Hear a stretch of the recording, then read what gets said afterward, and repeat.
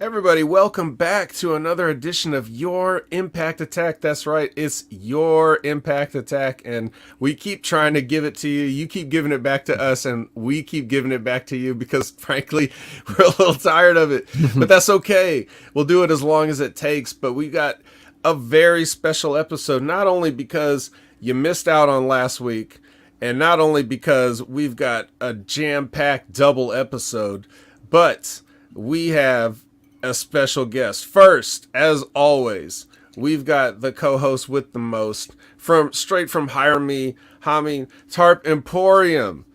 The Tarp Emporium. Brandon is here. Brandon, say hello to the people. What is up, people? As you can see, I am looking for more work. I see you guys are busy. I saw you guys are doing extra work on Impact this round of tapings. And if you need more work, I'm looking for more work. And yeah. That's right. They don't need tarps in those buildings. What they need is more building space. They don't even have a building space. They're broadcasts. Why do I feel like I'm turning into a Briscoe? They're from a closet, people. They broadcast out of a closet.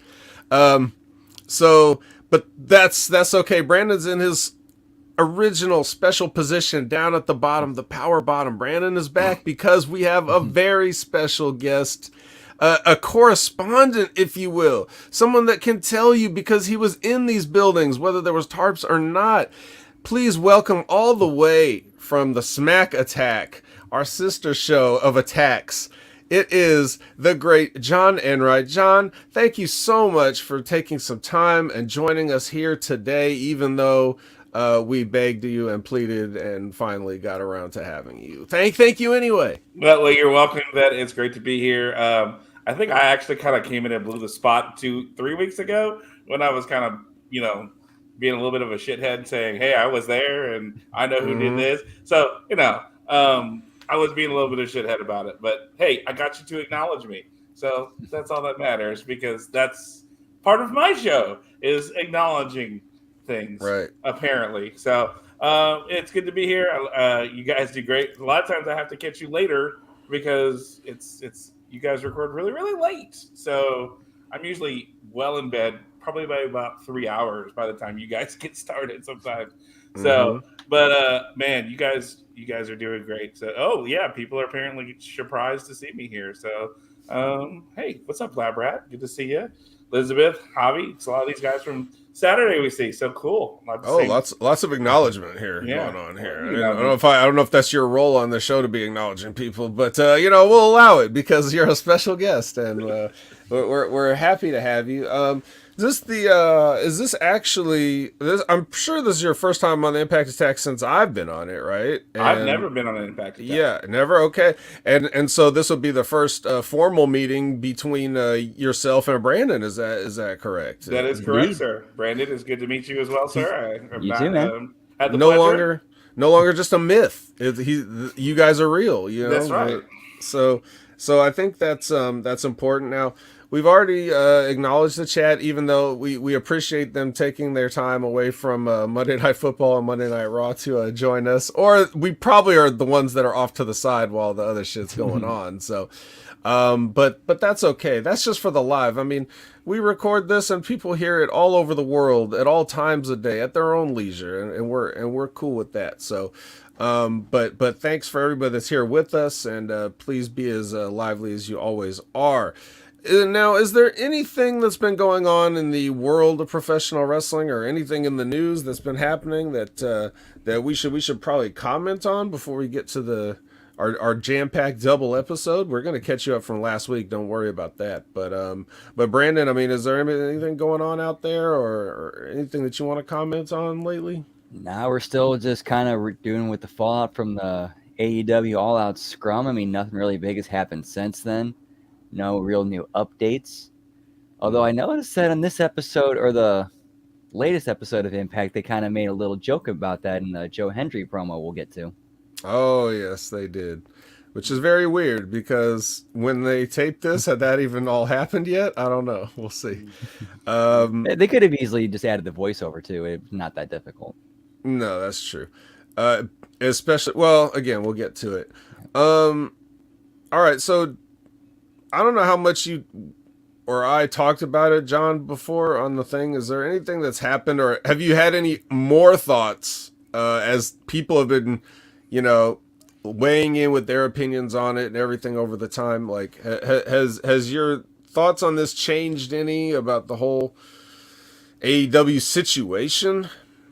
Well, I mean, I think interestingly enough, today Malachi Black making a comment, having to comment about why he left, his mental health state, things along those lines, kind of again showing that look, I said these things in private and they put them out in public. I don't appreciate that.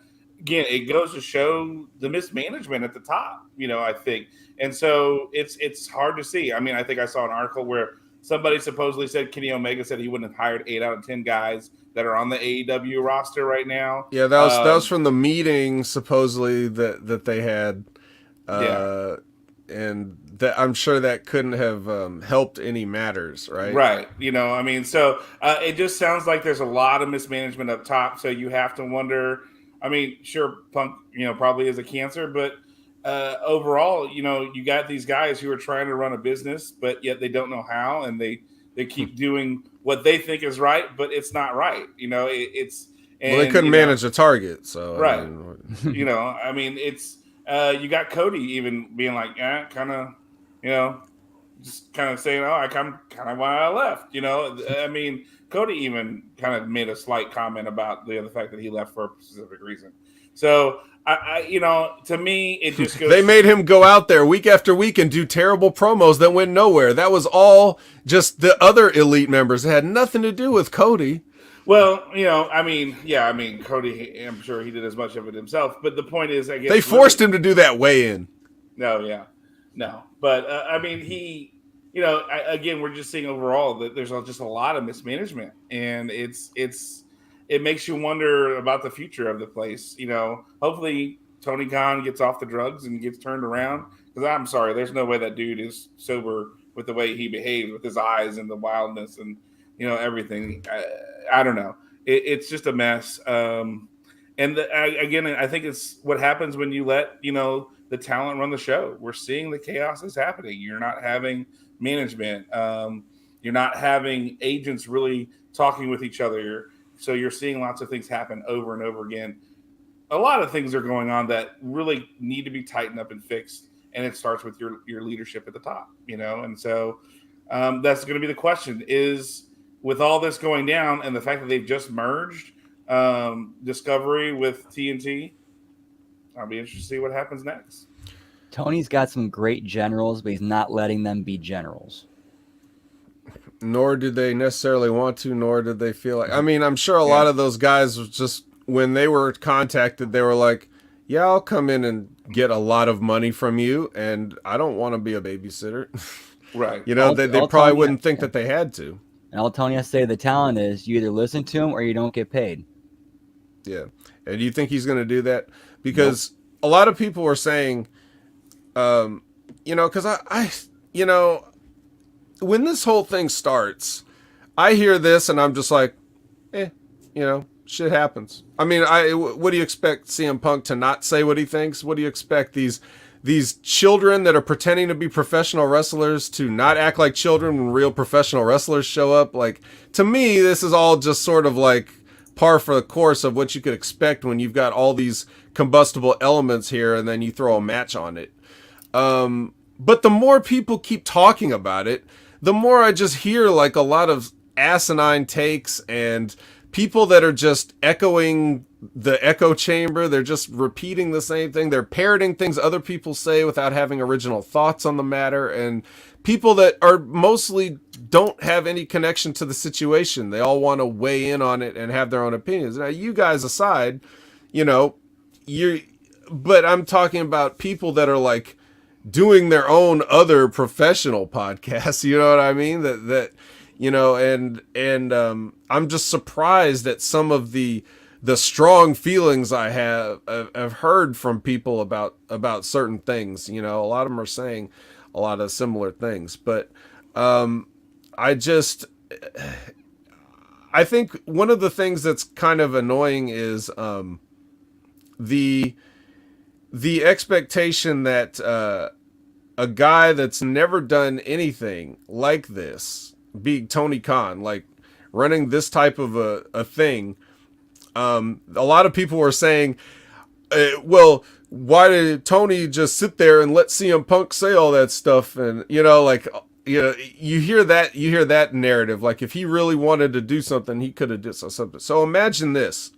So imagine you're a guy who is grown up as a super wrestling mark his entire life, like to the degree that almost none of you listening can understand. Like, you think you're a mark just because you're listening to some fringe podcast, about professional wrestling. No. This guy was there in those, 2300 arena ECW shows, like those type of things. Like, that's how big of a fan he was. You don't get a lot of billionaire sons going to fucking ECW events back in the original ECW. You certainly didn't get a lot of them going to it in the WWE version. But imagine the original ECW version. So he's to that level of guy that has the Rain Man-esque of like stats, memory, and everything like that. This is something that he's always loved. Okay, now he gets a chance to start his own promotion. Interesting, Lab Rat. We'll get to that comment in a second. He gets a chance to start his own promotion. Okay, all you need to start your own promotion is enough money to do it. Lots of people have done it in the past. Almost all of them have failed at it, but that's because they're not billionaire sons, right? They don't have the funding to keep this shit going regardless of whatever. But with the connections that he's made, he's able to get it on a network, and they do all these things. No one's ever done this. It's never been done in the history of professional wrestling. Like, nobody just comes in and gets like a huge network deal, like right off the bat. Most people have to fight for it. Even TNA had to do like a pay-per-view thing, a weekly pay-per-view model, which is very strange. That was a gradual progression. Yes, it took. They didn't get on. Spike until. Spike wasn't even Spike when they had Monday Night Raw. It was the Nashville network, so they were still these things took time. Ted Turner, got into business. He just bought the stuff that Crockett had, right? Mm-hmm. And it took them from 87 up until 96 before they even turned a profit as WCW. Which they also were, but Turner was already broadcasting some NWA stuff before that even, so. Well, of course, but that's not, that stuff existed. He was broadcasting it existed. Right? He didn't pull it out of thin air. Right. These guys all pulled this out of thin air. It's very remarkable what they've done. But anyway, so you have that. And the things that they started with are not necessarily the things that they ended up with here today. Because, you had a Cody Rhodes. But you remember they also had like when they're launching, they're trying to get guys like Marco Stunt over. Remember that guy with no legs? Remember that guy? Yeah. They almost tried to make that a thing. They've got all these guys on day one because WWE signed everybody else. Everybody else was everywhere else. Okay, so he started a company with what was left. And as soon as people became available, he's going to start bringing them in. Of course, the one guy that wasn't available from the start, as I referred to him multiple times, the White Whale, CM Punk, right? He's done with wrestling.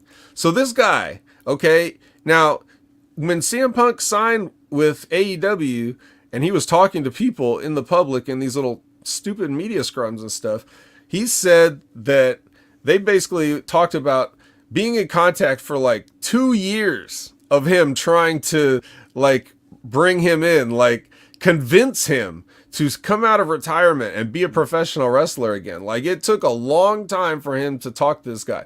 Now he's thinking this is just like a CM Punk fan, which no way that you're a CM Punk fan and any of the stuff that he's done has been a surprise to you, right? Like, you couldn't be a fan of the guy. You can't just be, don't tell me Tony was just a fan of CM Punk's matches. Don't tell me that. There's got to be something else that he's a fan of, right? He just probably likes what he assumes to be the guy. And you probably get to know this guy pretty well, throughout your time of courtship, if you want to call it that. And you bring him in, he says yes. You bring him in, you give him one of the best, debuts or whatever ever. The one thing that AEW's done pretty well as a lot of guys' debuts. They usually fall off after that, but the debut moment, that's usually pretty good. I'm not talking about like the surprise, oh, so and so's here. It's like, you know, just from top to bottom, like a debut match or whatever. But anyway, the point is, so he brings this guy in. He did all this work to bring him in. He's paid him all this money. He's made the guy the champion or whatever. You mean to tell me that he's going to sit there, and as soon as this guy, you're basically your hero, not only your hero before you signed him, but your hero after he's come in and brought all this financial uplifting to your company or whatever, in terms of measurable statistics of things that you could say, oh yeah, CM Punk, he's moving a needle, right? He may not be moving the needle, but he's moving a needle for me. So you know that he's the biggest star that you got. And then he starts talking about a bunch of stuff that he wants to talk about. Tony Khan is not the guy to just be like, excuse me, stop talking about that, right? He's not going to do that. The whole reason that the inmates run the asylum in the first place is just because they're all some variation of this. They're all some version of CM Punk. They're all a guy who he's wanted to like be friends with, just like Labrat said. He's buying his friends and he doesn't care. He might be have genuine feelings for these guys. They might like him too. It's still a business relationship, but ultimately, the reason that this is happening is because he doesn't feel like it's his place to tell these guys a business that they know, even if it's something he's got to do. And the other thing is, people say that, and we don't know how much he does or doesn't do that, right? Like, we really don't know the personal conversations that he has with each and every individual person. We've heard hearsay, sometimes from the directly from the parties themselves, but they could be, it's a wrestler. Can you trust that they're 100% telling a neutral version of what happened, or are they just telling their versions of what happened, right? I mean, think about it, John. You're on these shows when we do these shows and stuff, and I'm talking about whatever. Do you feel like there's times where it's your place to come in and be like, well, actually, Vet, I know you were in the ring, but I think this is what happened. Like, you've never been that kind of, I wouldn't even call it disrespectful. I just mean you wouldn't take that stance because you're coming from a place of, I'm on this side of the fence, he's on this side of the fence, right? Right. And what's that like with a Tony Khan and a CM Punk? If you think about our relationship and now you apply it to a bigger, like a overall bigger picture, like, it's a struggle for a guy like him to put the fan aside and do business. It's even a struggle for him to put aside the fan in him to let somebody else deliver all the bad news, because he feels like he has the responsibility to do it. You know what I mean? So he doesn't want to delegate a lot of stuff that he needs to delegate. I think one day he's going to learn that lesson, but this is still a pretty young company. So, like, I don't agree with the stuff that he's doing, but I get it. I understand why these things are happening, right? And I think one of the things that's crazy is how everybody kind of like, they really play up these aspects of it. When you hear people on social media chatter and stuff like that, they really talk about, like, every single tweet you see is like, this is the final nail in AEW's coffin. They've been pounding final nails into AEW's coffin since, I don't know, the first All Out? Yeah. Like, or All In, or whatever you want to count as their, like, as AEW's debut. People have been saying, yep, this is it. This is over. They've done it now, and so all this stuff happens and people are like, well, it was nice knowing you, AEW. Then they pull a 1.2. You know what I mean? Like, it's just, that's that kind of stuff is very, very amusing to me. How all these doomsday for AEW people are coming out and saying all these things. Tony's letting the inmates run the asylum. This is a sinking ship. All this stuff, and yet here we are. Like, we're still here, and I don't agree with how they've necessarily handled this situation, but I don't really foresee them going anywhere for a while. As long as Tony can foot as much of the bill as he needs to keep this thing on the air, it's gonna stay on the air. True. Yeah, it's pretty much like the Ted Turner situation in WCW. As long as he's putting the money up and he wants it there, it's going to be there. Right. I think Eric Bischoff has been on record saying that Ted loved wrestling, and the only reason why it went off was the merger. The AOL merger, and the people AOL didn't want it on their TV screens anymore. Yeah, Ted loved it, and Ted didn't have the power to stop it anymore. Right. Exactly. So, which is funny that we're on an Impact show talking about AEW that. But I think the only Impact is the only other federation or wrestling company that has been killed more times than AEW is at this point. But AEW is about to laugh with the amount of times people have been saying AEW is going to die.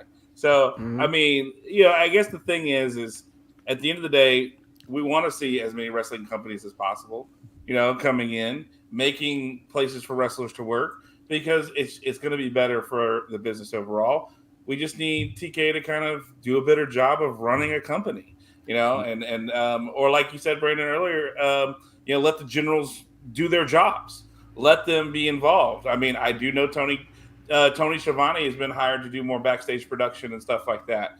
I mean, well, if anybody's going to roll over quicker than Tony Khan, it's Tony Schiavone, though. Not necessarily. He really will, but that's more of a business. That's more of a business deal, I guess. I don't. Yeah, really...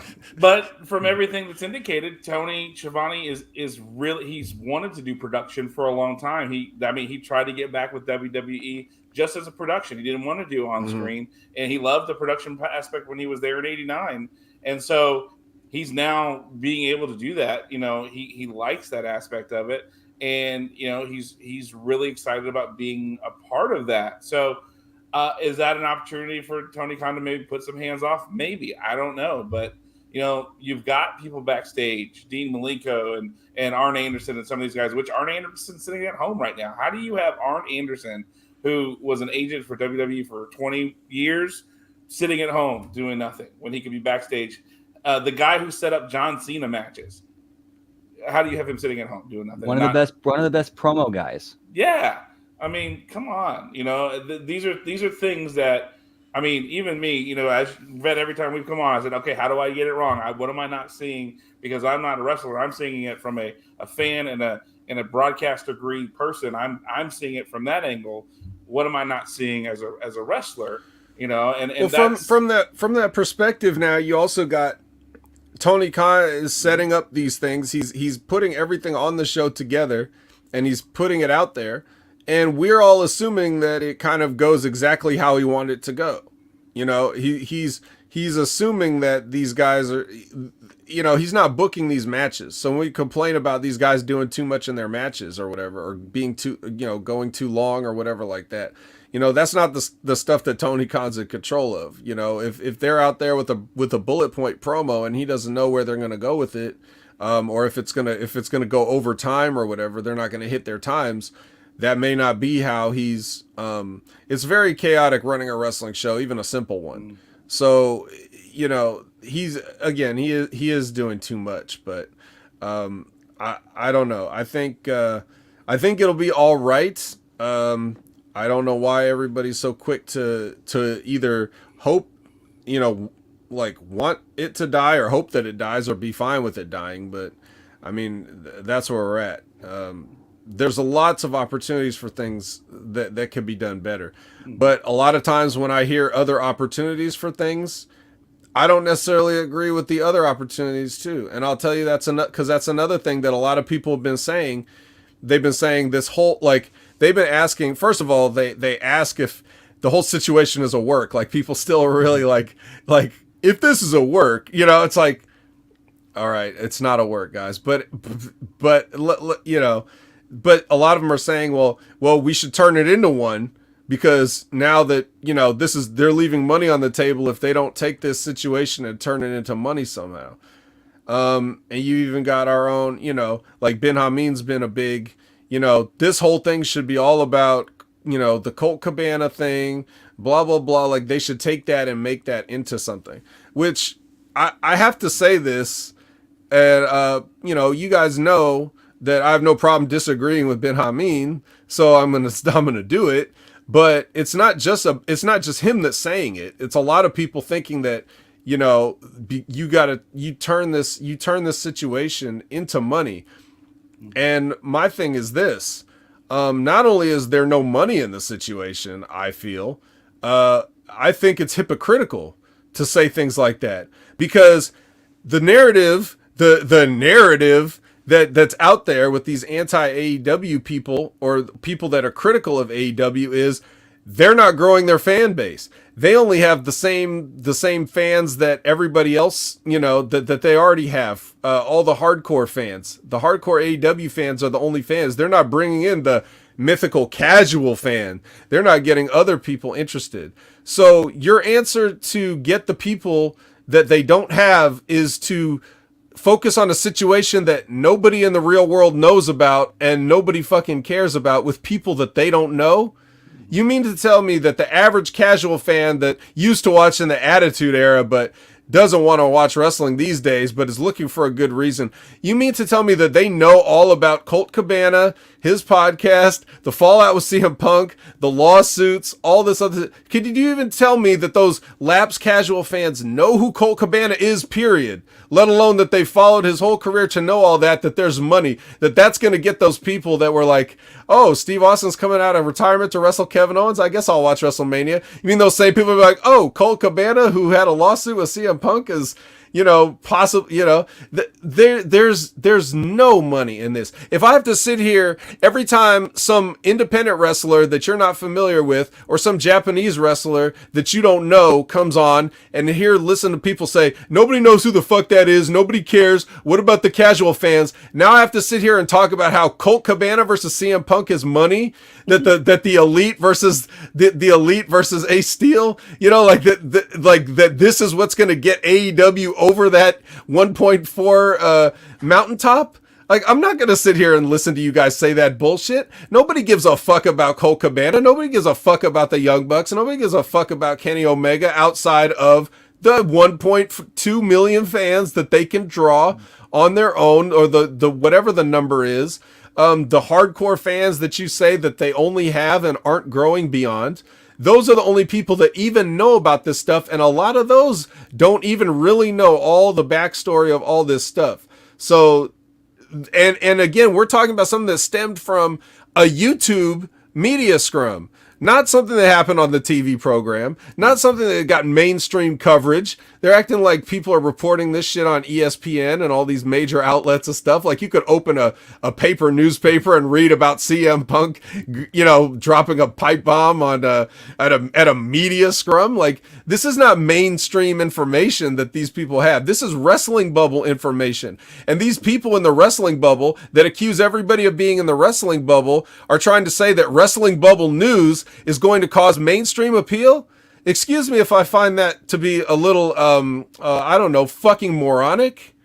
I'm sorry. I work a job where I can listen to this stuff piped in my ears for 8 hours a day, and I usually do it for entertainment. But when I hear so many people that are supposedly experts saying the same stupid bullshit, at some point, like, it takes a toll, and like, I just have to like hit the release valve on my brain and kind of say, look, you guys, what is wrong with everybody? You guys are supposed to be the experts. Why are you talking out of your ass like this? Brandon, I mean, am I wrong? Is this niche information going to draw a mainstream audience? I mean, I see the logic in that, but there still needs to be an explanation of why CM Punk. I mean, we know why Punk's no longer the world title champion, because he got hurt again. Easily go with that. But why are the Young Bucks and Kenny Omega no longer the Trios champions? That kind of needs to be explained. You could say like unprofessional backstage conduct. We had to, because of their unbecoming behavior. I think it was Al Snow who laid it out perfectly of how they could have handled that on the latest Lions, Tigers, Bears, and Head. Yeah, well, yeah, that was definitely something they didn't do. They didn't even say anything about it. They just completely danced around it, which was, even worse, like insulting the intelligence. Yeah. So, but again, for those people that ain't watching the media scrum and stuff, and I guarantee you, a lot of those 1.2s, they're not necessarily the same people that are like following this shit on Twitter. It's a lot of people that fall asleep with the channel on watching Big Bang Theory, because who the hell watches Big Bang Theory, right? So a lot of those people, they only know you have to assume if that's the other thing too. Like when you hear guys like Vince Russo say, you have to assume that everybody every week needs to be caught up on stuff. All right. And you don't do it. Like those people only know what's on the TV, and that was never meant for TV. So you can't turn that into a work. You can't take something that happens and turn it into a work like that, because it's just going to confuse everybody. Mm-hmm. And that's what you don't need an AEW audience to be, as confused, because they're already confused all the time. They just go along with it like, oh, well, I'm confused, I'm having a good time. Like, that's just how it is. But no, there's $0. There's $0 written on this. You can't sell any more tickets to these people than is already being sold. You're not going to sell anybody on a real life bullshit, beef that turned into a childish scuffle in a locker room, people biting. That already shows you right now what level of mentality. If you're grown men, this is the last thing I'll say on this. If you're a grown man or woman, whatever, and you are fighting somebody, like if you're having a fist fight with somebody and you're not being paid to do it, you're a child. You're not a grown man or woman. You're just a child. You're fighting for free. That's playground stuff. Regardless if your job is to fight, fake fight, or anything. If you just have a regular job and you get into a fight, like a grown adult getting into a fist fight, like you're a child. I'm sorry. We're supposed to grow past this at a certain point. Right. So, you know what I mean? I don't know. I think we spent a lot of time on this. I didn't mean to, but that's fine. It's fine. And just one other thing to say to Canada Spaceman. Look, nobody watches New Japan on Access TV, all right? If you're a New Japan fan, all right, you watch New Japan. Exactly. People that watch Access TV to get like 2 matches a week that are like 2 months old. Yeah, that's not New Japan. When people say watch New Japan, they're not talking about Access TV. That's like saying, I watch Monday Night Football on the clips on Sports Center. That's not a football fan. Yeah. Yeah. I watch Main Event to catch up on my Raw. Yeah. You don't know. That ain't it. Okay. So anyways. All right. Well, what do you say we jump into Impact from a week ago? Yeah. All right. Talking about timely topics, but it all ties in. Okay. So we're going to start with a recap. I'm not going to recap it, but they did. And then the first match we get is the Bullet Club formation of Ace Austin and Chris Bay versus Aussie Open. So this is Aussie Open's vaunted debut. They were promoted to come on a week ago. Before this, so 3 weeks ago? I don't know. The nicest thing I can say about this match is that Ace Austin didn't bump the legal guy before he made the hot tag. Otherwise, there was a lot of leaping and pointing and ref burying. Chris Bay gets pinned. So he may be dissatisfied with his place in the world again. But I don't know if this was one of the matches that you got to see, John. Was it? You did see this? Okay. Yeah, I was in the corner. If you gotta watch the pans, I'm in the corner, especially the crate. This was nobody's gonna watch the pans, Sean. No, okay. Well, except for you did, because you posted that picture. Well, me, yes, but I'm talking about the people. Yeah. But no, it was because which interestingly, Aussie Open had wrestled on Wednesday on AEW on Dynamite. So then at this taping, they show up. And of course, I don't know they're there because I haven't seen anything. So and then of course I'm going, oh, Ace Austin and Chris Bay are teaming together. Cool. Who are they wrestling? Because there's no announcements. There's no nothing.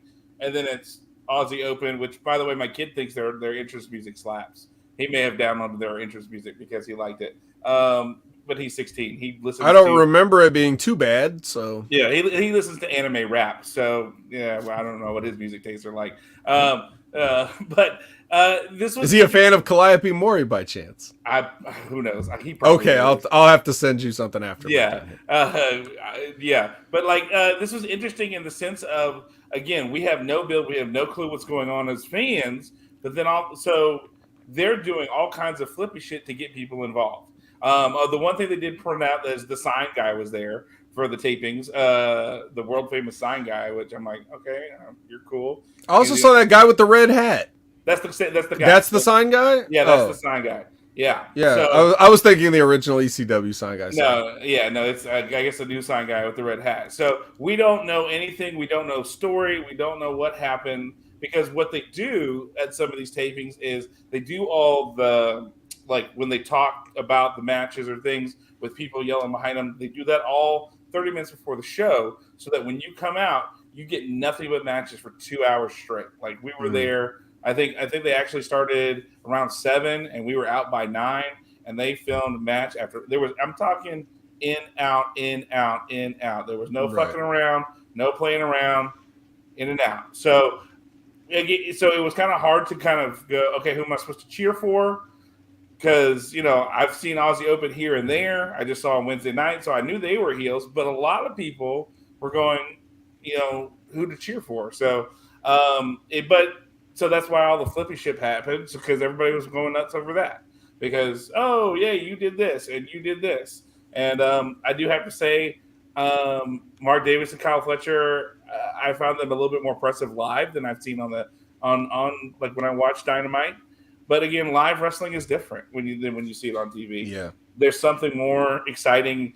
It feels faster than it does on TV for some reason when I watch. Every time I go to a live show, well, you can't be distracted by presentation as much. Right. Like when you're just at home watching on TV, you got the announcers trying to sell you on certain things and push however they want to push or whatever. When you're just there, all you're seeing is what's in front of you, and you're either with it or you're not. You know what I mean? So you get a real raw reaction, and that's the appeal of wrestling. You know what I mean? It is a live event, and we have TV to supposed to sell you on the idea of, hey, you need to go out and see this. As nice as this is to watch, you got to be in the building and get the real experience. That's the whole thing. So, and this was once again, Al Snow's right, by the way. Right. This was about 4 or 5 matches in for us. Okay, so this is 4 or 5 matches in. Okay. Yeah, so we weren't. Yeah, the first match was the BTI match with Shane Taylor and Tarus. That was our starting match. Wait, Shane Taylor? Yeah. What? Yeah. If you watched BTI 2 weeks ago, nobody watches BTI. it. I know they don't. So that was on there. So Shane Taylor was on BTI with Tarus and loses to Tarus, which I found interesting because I'm like, the Shane Taylor, why is okay? He's living here now in Texas, and he does a lot of stuff for VIP and other local. But so he was there, and we're getting robbed of Shane Taylor on television. Exactly.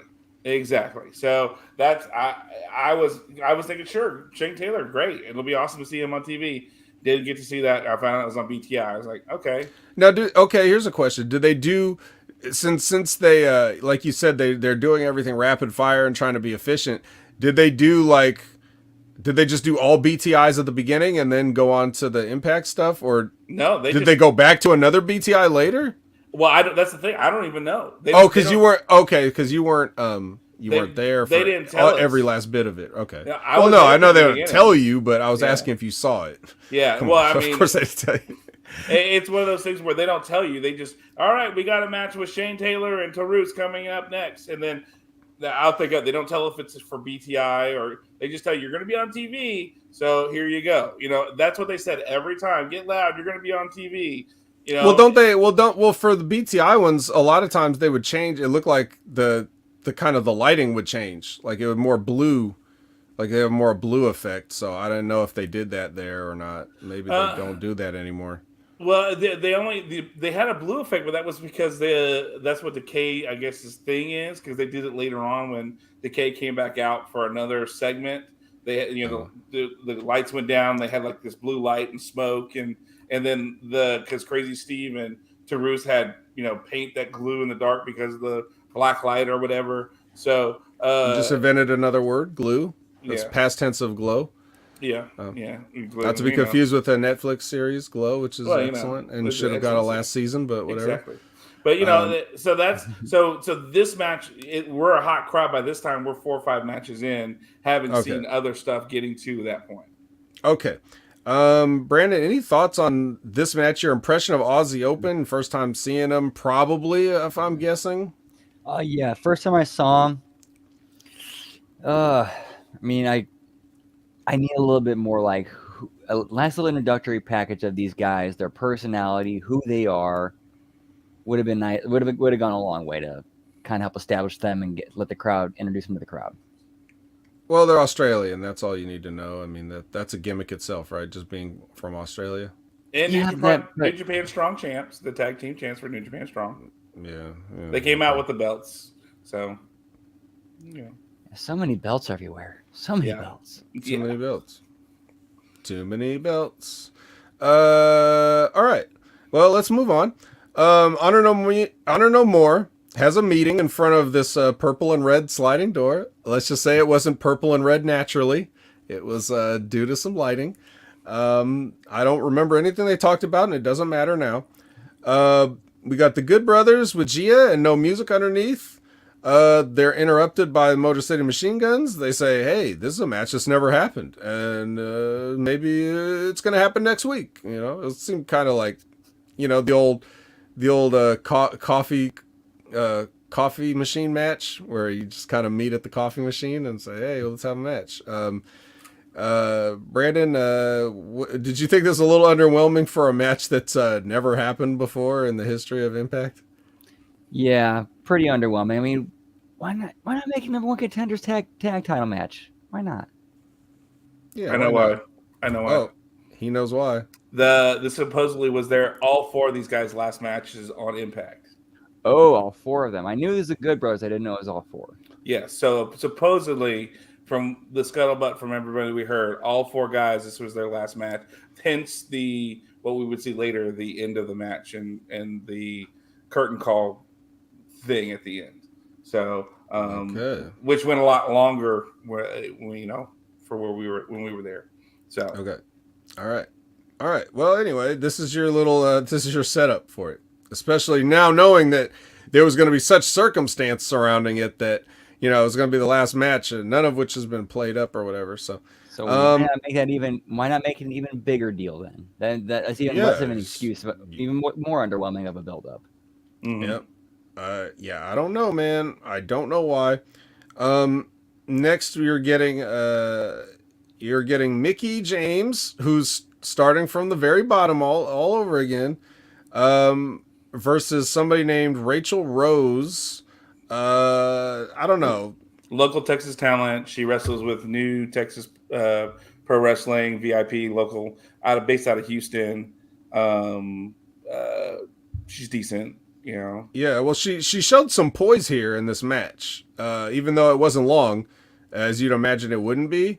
But she didn't look like the normal requisite, oh, I'm beating up a local type, you know, nobody. Like, yeah, there's a reason you're local. She looked like she kind of knew what she was doing in this situation, what she was supposed to do. So I'll give her that. But this is really just to, you know, get Mickey James out there and, like, get her on her road back to the top. Her victory road, if you will. Right. Which, by the way, again, I know nothing about this. So it was just, we're just hearing, boom, going in and out. So I had no clue that she's on a retirement tour. Facing, you know, so this was the match we saw as well. Yeah, you missed the promo and the dress. Yeah. Or the suit thing, whatever it was. From what I heard. The strips of fabric that covered Mickey James in certain areas. That's what it was. Apparently the dress missed a lot, too. Yeah, apparently it was Friday night, and I'm kind of going, damn, I wish I was there Friday night, because I saw pictures, and Jesus Christ, Nick Aldis is a very lucky man. That's all I gotta say.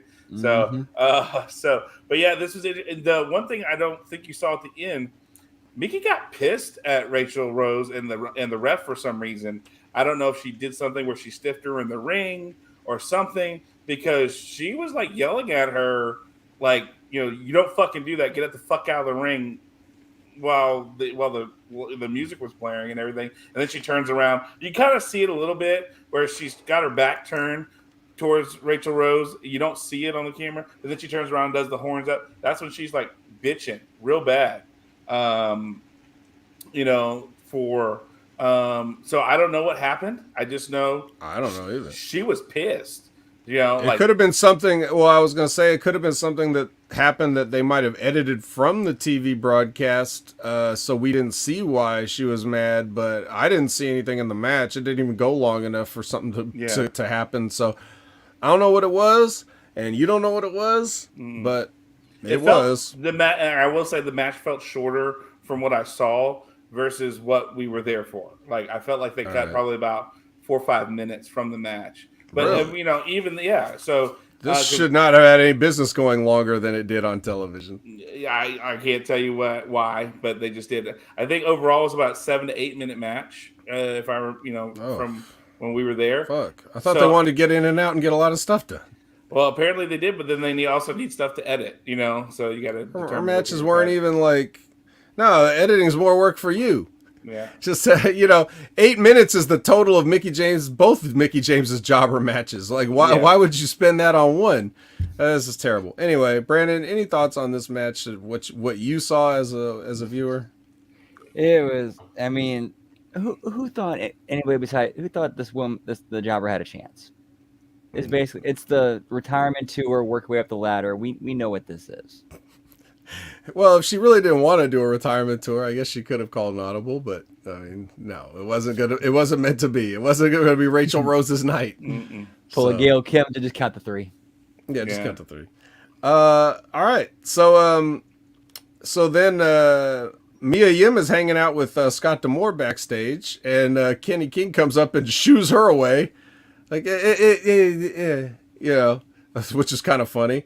And then he appeals to Scott about the getting an X Division title shot, and he's like, "Hey, what about the King?" And then instead he gets put in a match with Yuya Uemura. So I guess Scott's not too interested in that. Not much to say here. Anything, Brandon? Comment on this little bit of business here? Nah, it's interesting that they're kind of putting me into the X Division title picture. Yeah. Let's see. Which that was an interesting match. We did get a Bachelor Bitch chant going for Kenny King at one point, which I don't know if you could catch it. I think you catch it at the very end after Mia's helped Yuya get the win. We got a little Bachelor Bitch chant going, so that was fun. But their crack audio engineers probably muted that as much as they could. Probably, but I mean, I've seen Yuya before with some New Japan shows. I really like. I mean, he looks good. He really does. Calm yourself down, John. We didn't even get to that part yet. Okay. I know, but I'm just saying. I'm excited about that. He relax, would you? All right. No. What's that keeps hitting the desk? Is that your boner? Just relax. Just calm down. All right. We'll get to Yuya soon enough. First, we have to get to Burt Macklin. That's what we call Steve Macklin, just in case you're not aware, John. Burt Macklin, FBI from Parks and Rec. Yeah, I appreciate that call. Burt Macklin with Gia and no music underneath. I always have to say that too, John, because I got the music underneath these interviews canceled. I did that. That's why I'm working on the lights next. So. All right. Anyway, she questions him about Moose, but Burt denies everything. He's like, basically echoing Moose's sentiments, which have always been me and Steve Macklin is not a thing. So we're going with that. And then now we can talk about Kenny King versus Yuya Uemura. But I'm not going to go to you first, Sean. Okay. I'm going to go to Brandon first. Because this is your first look at Yuya Uemura. So I want his thoughts as evaluating what he was able to do here in his allotted time. He's got a decent look to him. Although there's one spot in the match I looked like I thought he might have hurt himself when he braced himself for that pull bump off the turnbuckle. And it just looked rather stiff and like it actually probably hurt, and he probably shouldn't have braced himself and just let it go. Like, that's one of the big things is like when you're in the ring, you can't brace yourself. If you got to commit, you can't be half pregnant. If you're going to commit to something, you have to commit. Otherwise, it's going to go bad for you, and it's going to go bad for the other person in the ring. Yeah, you get hurt when you get in your own head. That's where a lot of stupid injuries happen.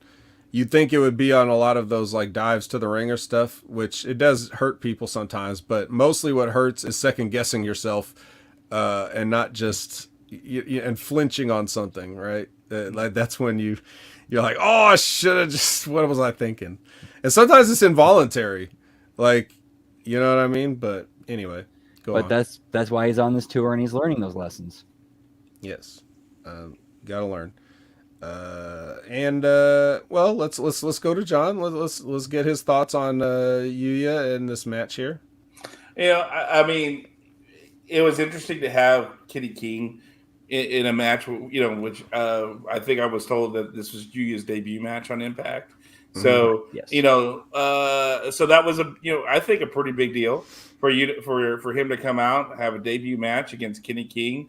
But still, so it gave that, okay, cool, Yuya's here, he's on excursion, he'll get the loss because it's Kenny King. And to have the surprise turnaround where he wins, and of course, again, not knowing the whole story with Mia Yim and her coming out to mess with Kenny King and what's going on. It must seem very random then. It did. So again, this was probably match 3 of the night for us. And so it was like, okay, that's weird that Mia interfered with Yuya. Cool. But hey, he got the win. So, people were, excited about that. So it was very interesting, the amount of people who knew Yuya and the chant they had going for him. I was going to ask about that too. Like, it seemed like the crowd was into him. Yeah. Well, I mean, there was a lot. I assume if you know enough to be an Impact Wrestling fan, you probably know about every wrestler ever. Well, yeah, it got to be. Well, I mean, because the venue is not that big. I mean, basically, you could tell that it was only 3 rows deep where we were. Every section was about only 3 rows deep for chairs. So it wasn't like there were a ton of people there. For where I was and everybody by that entranceway, we were all friends. So we all knew each other. So we just jumped on each other's chants. So like when me and Jacob, my son, started Yuya chants, they all joined in. And so, but they did a good job of establishing early Yuya being the babyface and Kenny being the heel. Obviously, they knew Kenny was a heel, but Yuya had this kind of, you could see the New Japan influence, and where maybe he had a kind of a Tanahashi Okada kind of influence with how he wrestled a little bit and some of the stuff. I mean, he's very raw, very green, but you could see there's a lot of potential there, especially with the way he reacted to the crowds. And so he, for that aspect as a fan, I thought he had a good debut. Especially with someone like Kenny King, who could probably walk him through the match and help him out a good bit. So, well, that's interesting to say that. But go ahead, Brandon. Which is probably why they gave it to him. Because they knew Kenny King would give him a good debut match and make him look good. Yeah, probably. Although, so my comment was that Kenny looked like he was calling too much shit at once, which led to some awkwardness early on. Like, I'm like, bro, this guy English is very limited. Why are you sitting there in the corner with him for 3 seconds calling a spot? Like, just keep it very simple. But maybe Kenny just doesn't know how to actually do that. I mean, there's an art to calling, and not everybody gets it. So, anyways, so that was a little weird. The finish comes when, Mia Yim pushes King's feet off the ropes because he's trying to cheat. And then he grabs her by the hair. And then she kicks him.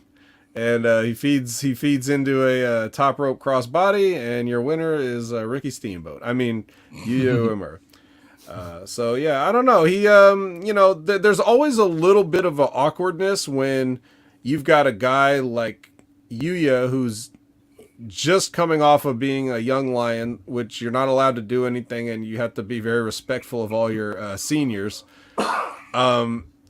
And it's one thing when you do that with Japanese guys, but it's another thing when you do it with American guys, because you're even more like, okay, well, I'm a guest here, even though I'm supposed to get over, but you can't take over at any point. You're not, if something gets lost, it's going to be all on Kenny, because Yuya's not going to do anything he's not told to do in this situation. Like, he's not going to take control. Not only does he probably not know how, but he wouldn't do it out of respect, even if he, respect is a big thing over there. So they defer to their elders. So, so if Kenny fucks something up, Yuya's just going to let him do it. Not that they fucked anything up really, but just a little bit awkward with the calls and stuff. But yeah, So it's just a little that's just something he's got to get more comfortable with overall. Anyway, so let's see. Then we get this will be a flashback to Victory Road 2012 when Sting hits the well, he death drops himself onto a chair. Basically, there's a chair set up in the ring, and he hits his head doing the death drop, and Robert Roode is able to drape an arm over him, even though he just got Scorpion death drop. So, yeah, a terrible finish to probably what was a terrible match from a terrible time, and it only connects to anything because Victory Road's coming up. I don't think Robert Roode's on his way back. I don't think Sting is coming back anytime soon. So, don't really know why they chose this clip, but hey, whatever. Maybe that was the best thing that happened on the 10-year anniversary of Victory Road, and that's what they had to show. Oh, there's plenty of great memories from Victory Road. Sharmell versus Jenna, Jeff Hardy versus Sting. From 2012, though.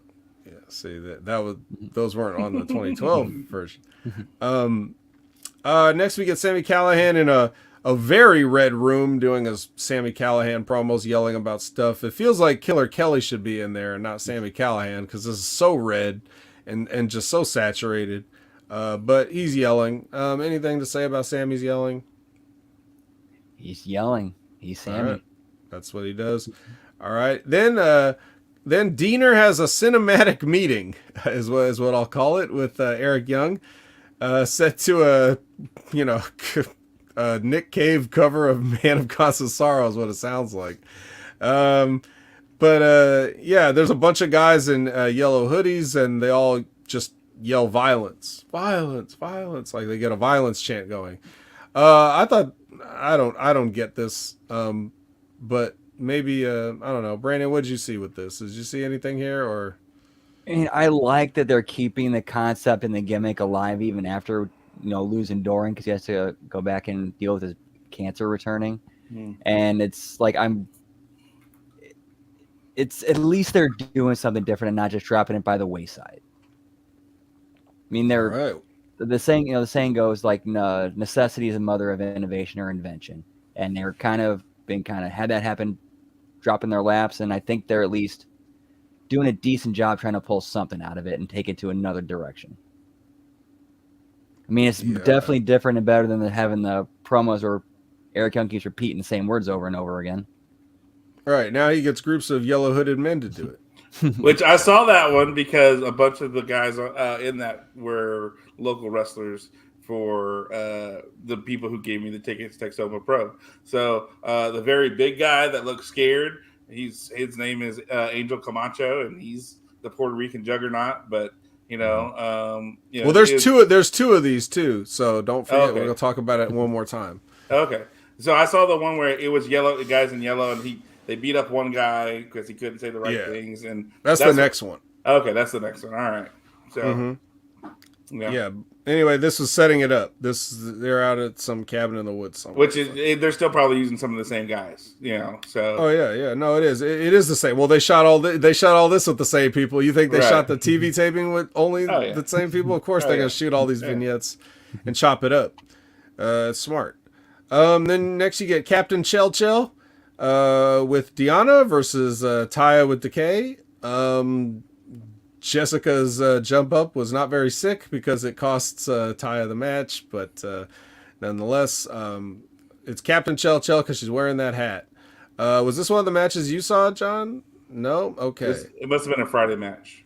Okay, so here we go. Furthering the story of discord between Decay's lady faction.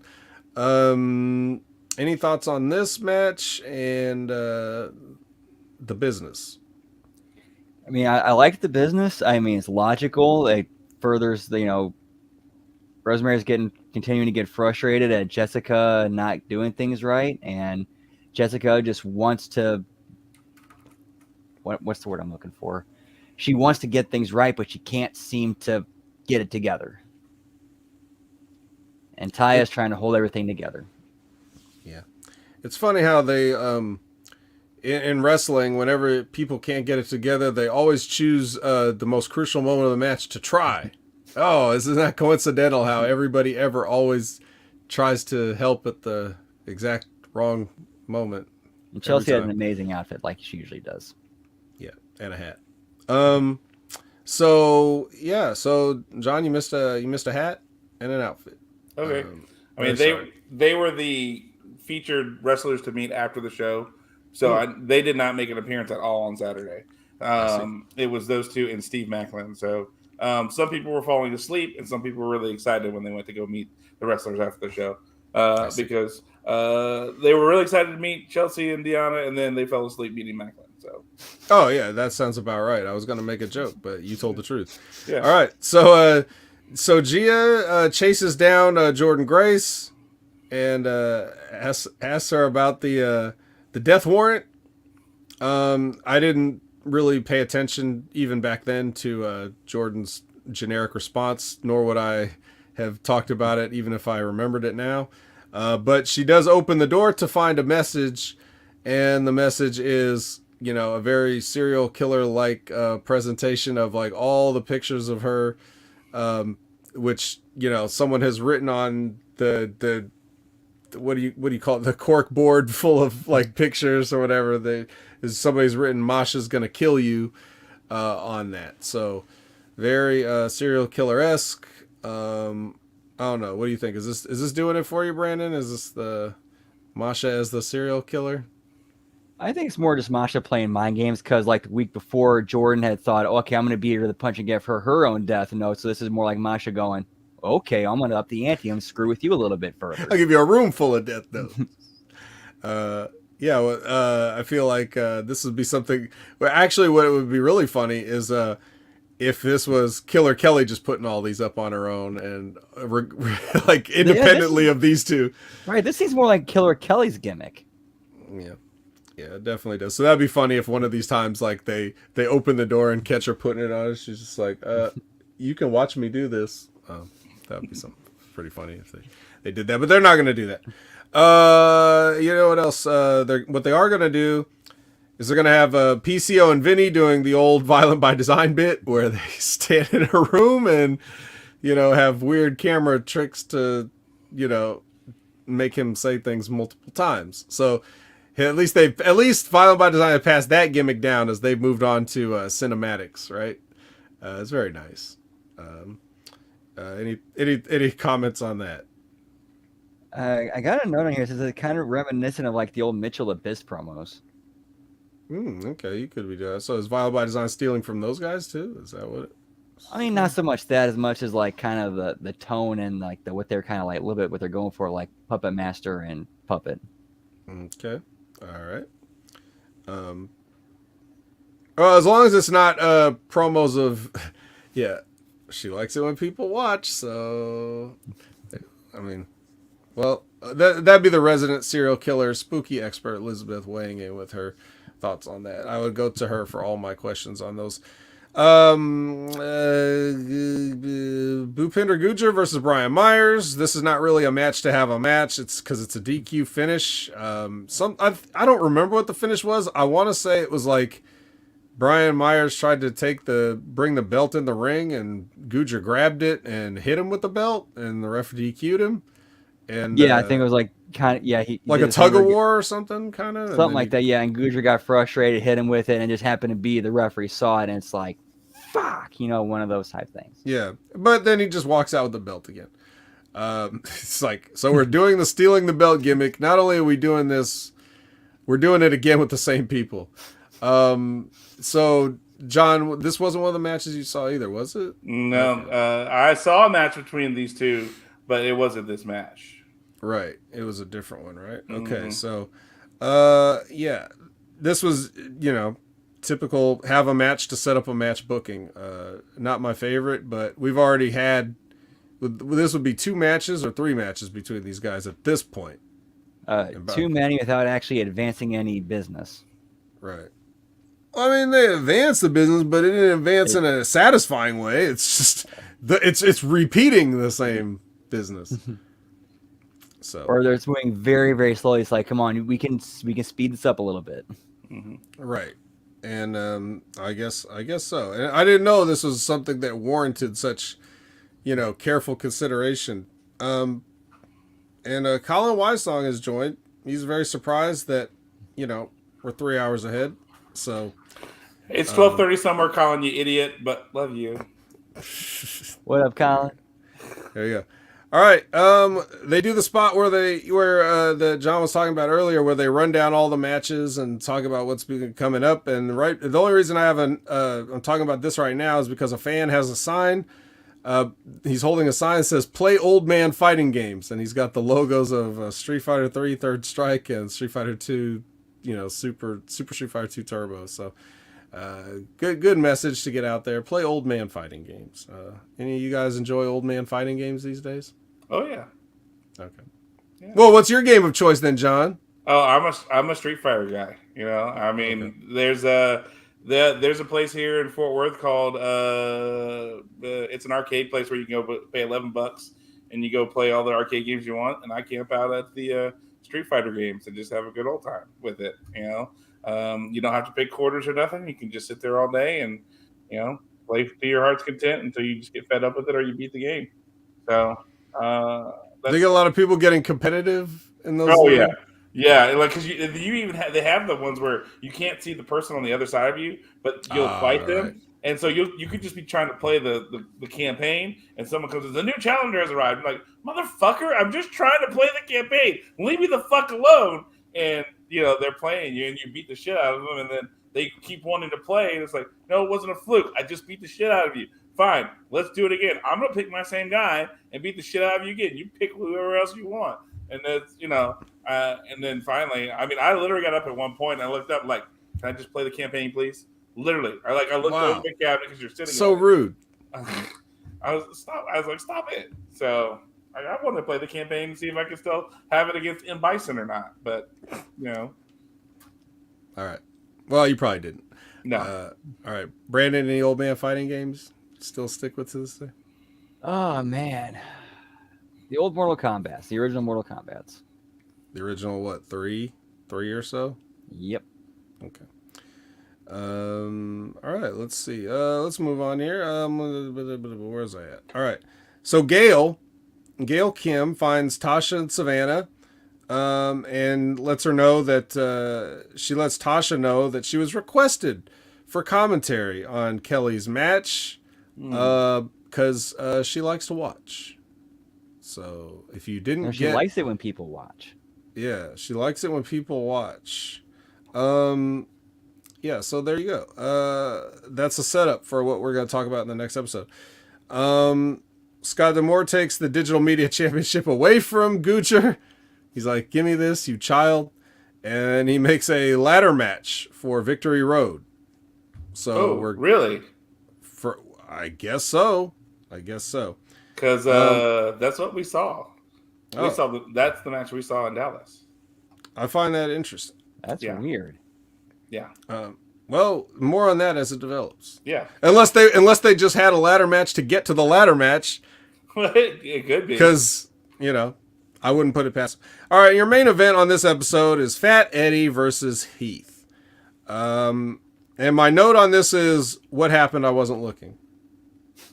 So if anybody can help me out with this, the contents of this match, I'll go to Brandon, I guess. I mean, basic, simple, Heath trying to get his shit on Eddie and beat him, but because Eddie's challenging for the belt and it's what's needed for the story, Eddie goes over, cuts his promo, and yeah. All right. Well, basically, he calls out Josh Alexander after that, and and Josh Alexander comes out, and they're asking what side he's on, and he says, "I'm on whatever side's across from you, Fat Eddie." And everybody's like, ha, ha, ha. I'm sure, John, you weren't there in this audience, but all of them laughed at Eddie and called him fat and got a Fat Eddie chant going. Don't look it up. It definitely happened. And then everyone beats up Josh after that. And then Heath and Swan come in and try to help. Rich Swan comes in to help his new best friend, Josh Alexander, and he gets beat up. Honor No More kicks the shit out of everybody. So They're back to the a couple months ago when they lost every match and just beat the shit out of people, and then everybody was like, "Why are you still here? You don't win any matches, and then all you do is cause trouble." But the difference is here they actually did win a match, so I guess they've earned the right to beat everybody up, and we go off the air with everybody beat up, and Honor No More, looks like something. A little late, but I guess we got to where they eventually wanted Honor No More to be. Their whole build has been terrible, John. They just they come in doing that invasion angle, and then the invasion angle, of course, leads to official matches in a company, and then of course they lose all those matches, and they keep getting chances, and every time they get a chance where it's like, all right, if you lose this match, you're out of here. And then they win that match, and then they go on to lose a bunch more until there's another important match.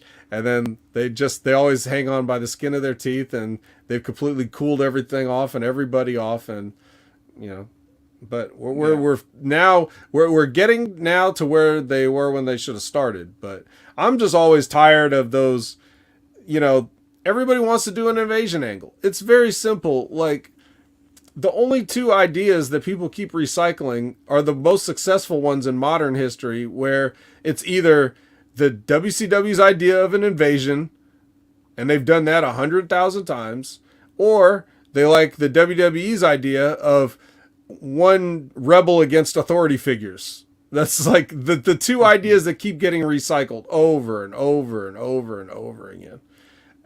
It's the only two ideas anybody has.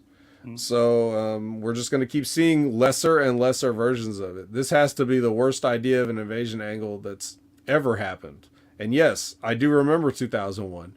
This is way worse. Trust me. Believe me. I lived them both. We're going to move on to our next episode of Impact, which would have been this week. The 15th, was it? I guess? Yes. 15th? Yeah. Set. Okay, we're going to get a recap again, like we always do. And then we're going to start this episode with Mascara Dorada versus Speedball Mike Bailey. I believe this is for the X Division Championship. I'd like to remind everybody that Impact Wrestling is now on TikTok. So if you're that sad, you can follow Impact Wrestling on TikTok. And now this match was exactly what... Hey, put that phone down. This match is exactly what you'd imagine. Flippity flappity flu. Yeah. And then after the match is over, which Speedball wins, of course, King runs down and Sweats to jump them both. So Sweats wearing casual Kenny King. He continues the Honor No More beatings right from where we left off. John, was this one of the ones you saw, Speedball versus Dorada? Yes, it was. Grand Metalik for the WWE 205 right. Live fans. That's who this is now. Yeah, it might have been because I remember Speedball wrestling, and I remember Kenny coming down in sweatpants and attacking him, going, "Oh, okay. Apparently he wants that title." Because again, I had seen Kenny wrestle earlier because this was a little bit later in the night, and he wrestled against Yuya. So the timing wise for us, it made sense because. He had wrestled earlier. Now he's running out to jump Speedball, but without knowing that he's going for the title. Oh, okay, now he makes sense. I think because all that sounds familiar. I don't remember his opponent. I just remember watching a lot of flippy shit going, Jesus Christ, they're going to die. Like, I mean, but here's the thing. I saw Speedball wrestle at WrestleMania, and I think, he wrestled like 13 matches, and at every match he did the whole flip where he lands on the edge of the apron with his knees bit.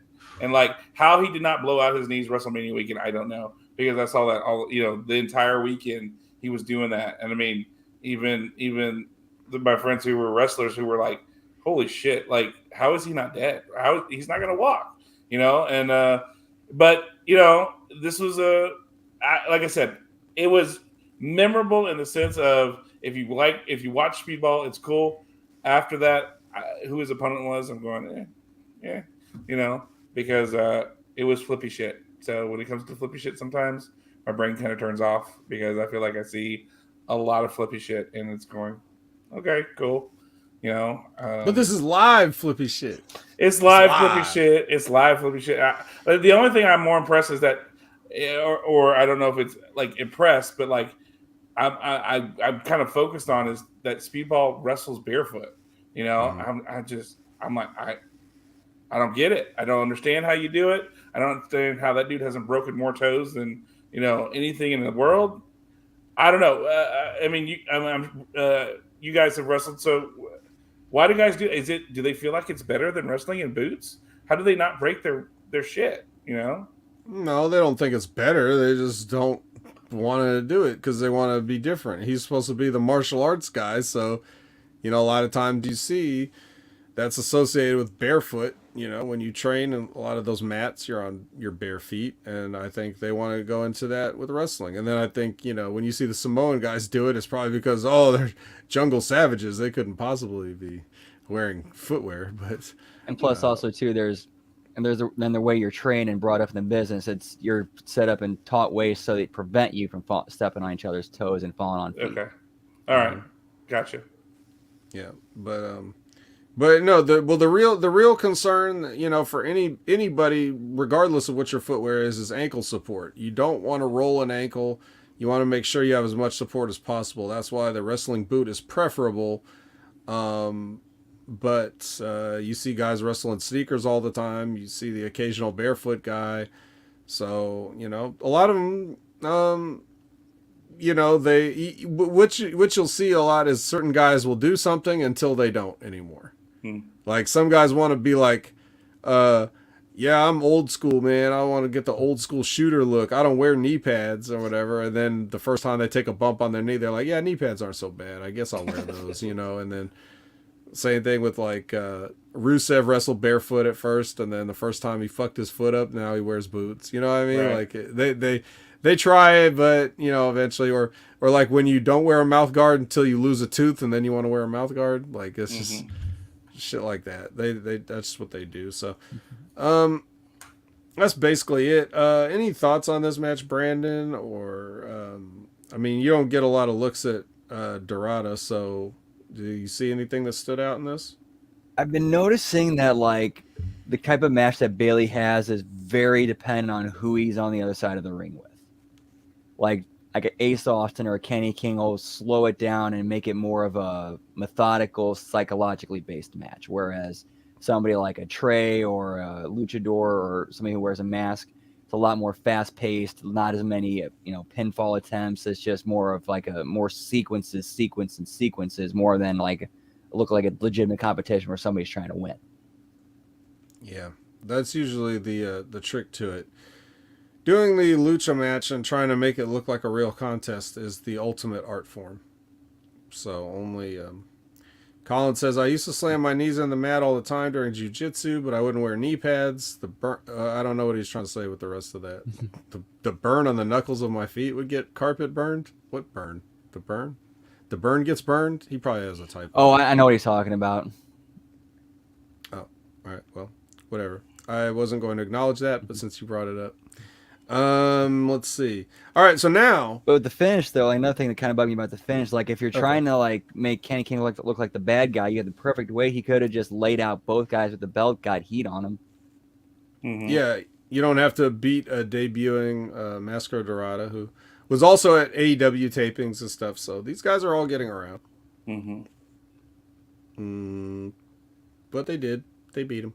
All right, so here we have the next Violent by Design vignette, where some guy, I think you said his name was Camacho something, John? Angel Camacho is the big guy, like the really big guy that walked out and looked scared, and he said he's like Eric Young asked him, "What's my name?" Right? Yeah, and he says the designer.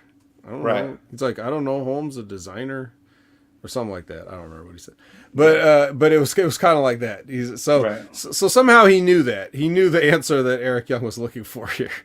He called him the designer, and they go ask. He asks another guy, "Hey, what's your name?" And he goes, "Justin." And then Diener like flies in off the screen and punches him.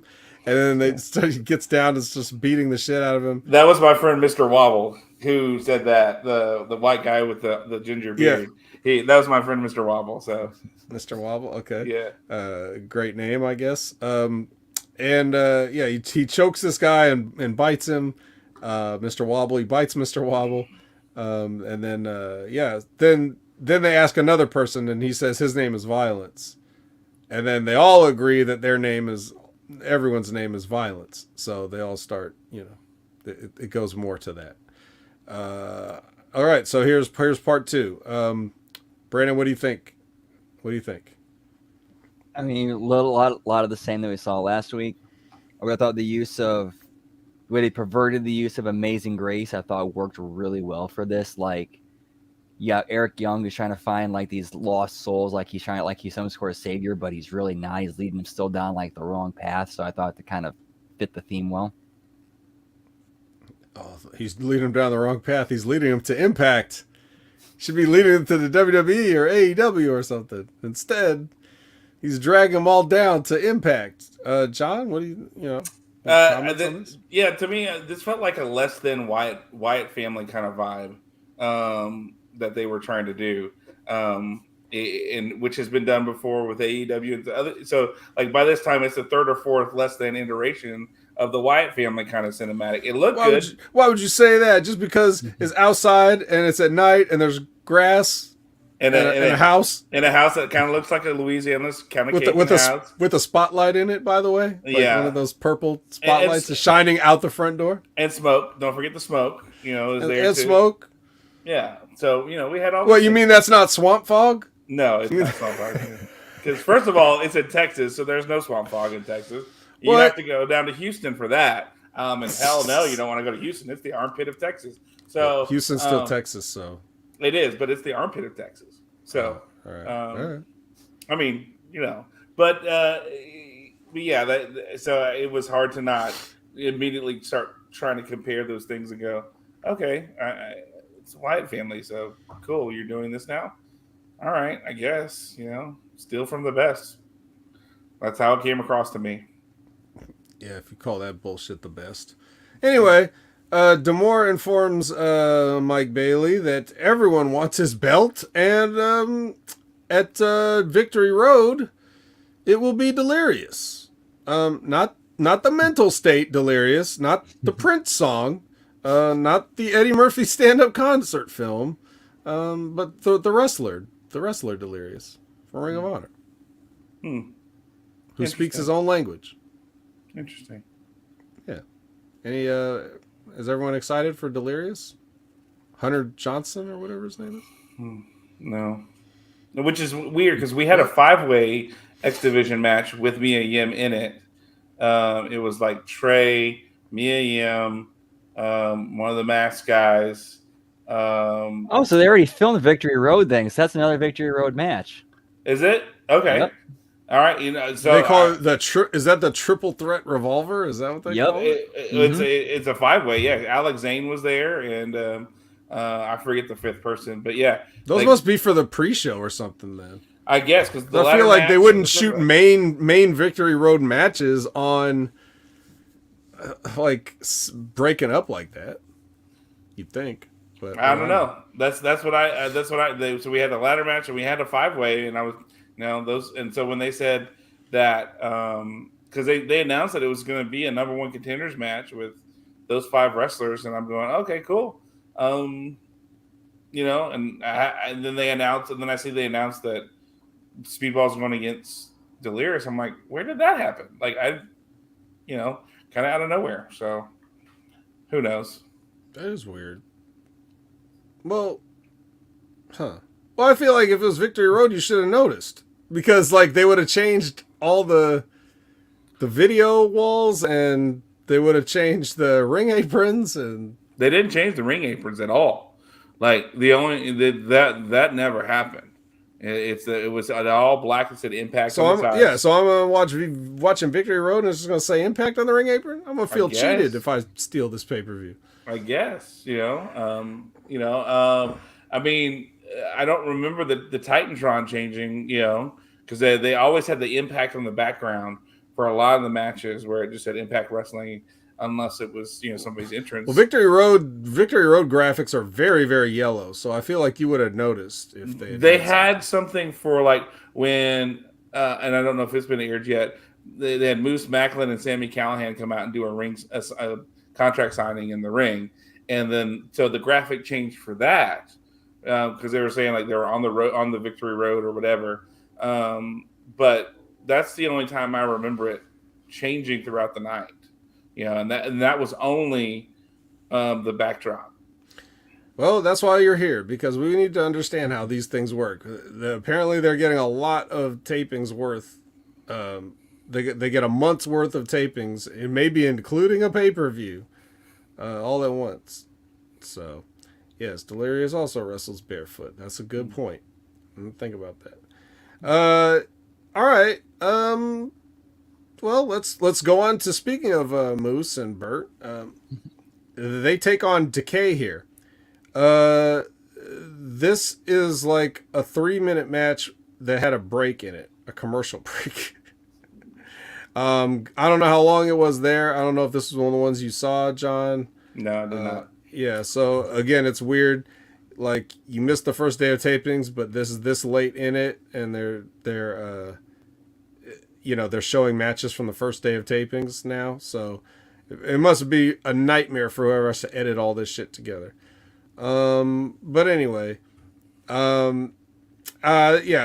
this is my chance to see Moose after however long, and a full Moose entrance after however long or whatever, and it's like a 3-minute match with a break in. At least Bert was the one that got pinned by Taurus here. So he got rolled up after some miscommunication between the guys that are supposedly in cahoots. And then Sami Callihan has gone ahead and hacked a FaceTime that Moose had. That not only proves that there's an alliance between him and Macklin, but also proves the future betrayal, where he confesses that as soon as he gets a chance, he's going to stab him in the back just like he did Morrissey. So, which I'm glad that's a good thing I noticed about Moose. He remembers continuity. Mm-hmm. Yeah, good old Moose. If only the show featured more Moose. But anyway, it doesn't. Moose is done. Why is Moose such an endangered creature with a company owned by a Canadian company? It's a good question. You're asking the right questions. I don't have the answers for you. You already know my answers. Moose everything. All Moose everything, all the time. That's, as a great man once said, after he ripped me off from saying it, moose, moose, moose, moose, moose, moose, moose. Moose. Yeah, but yeah. So not only that, but Sammy also got a hold of the only security camera footage on planet Earth that has clear and distinct audio to go with it. Where he catches Bert outside on the corner talking to somebody on the phone, saying that he said he's gonna put a slug in Moose's head. So he's saying he's going to murder Moose as soon as he gets a chance. So, of course, the only thing that you can do is have a fake wrestling fight until it's time to hit Sami Callihan's music after all this goes on.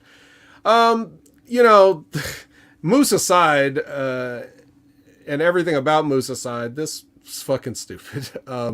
This is the kind of shit that, I don't know if in their mind, like, they think it seems cool when they're thinking of it, and then when they actually carry it out, I don't know if they know how uncool it is or how ridiculous it is, or if this is the kind of shit that it's just not for me, and then other people just think this stuff is like really entertaining.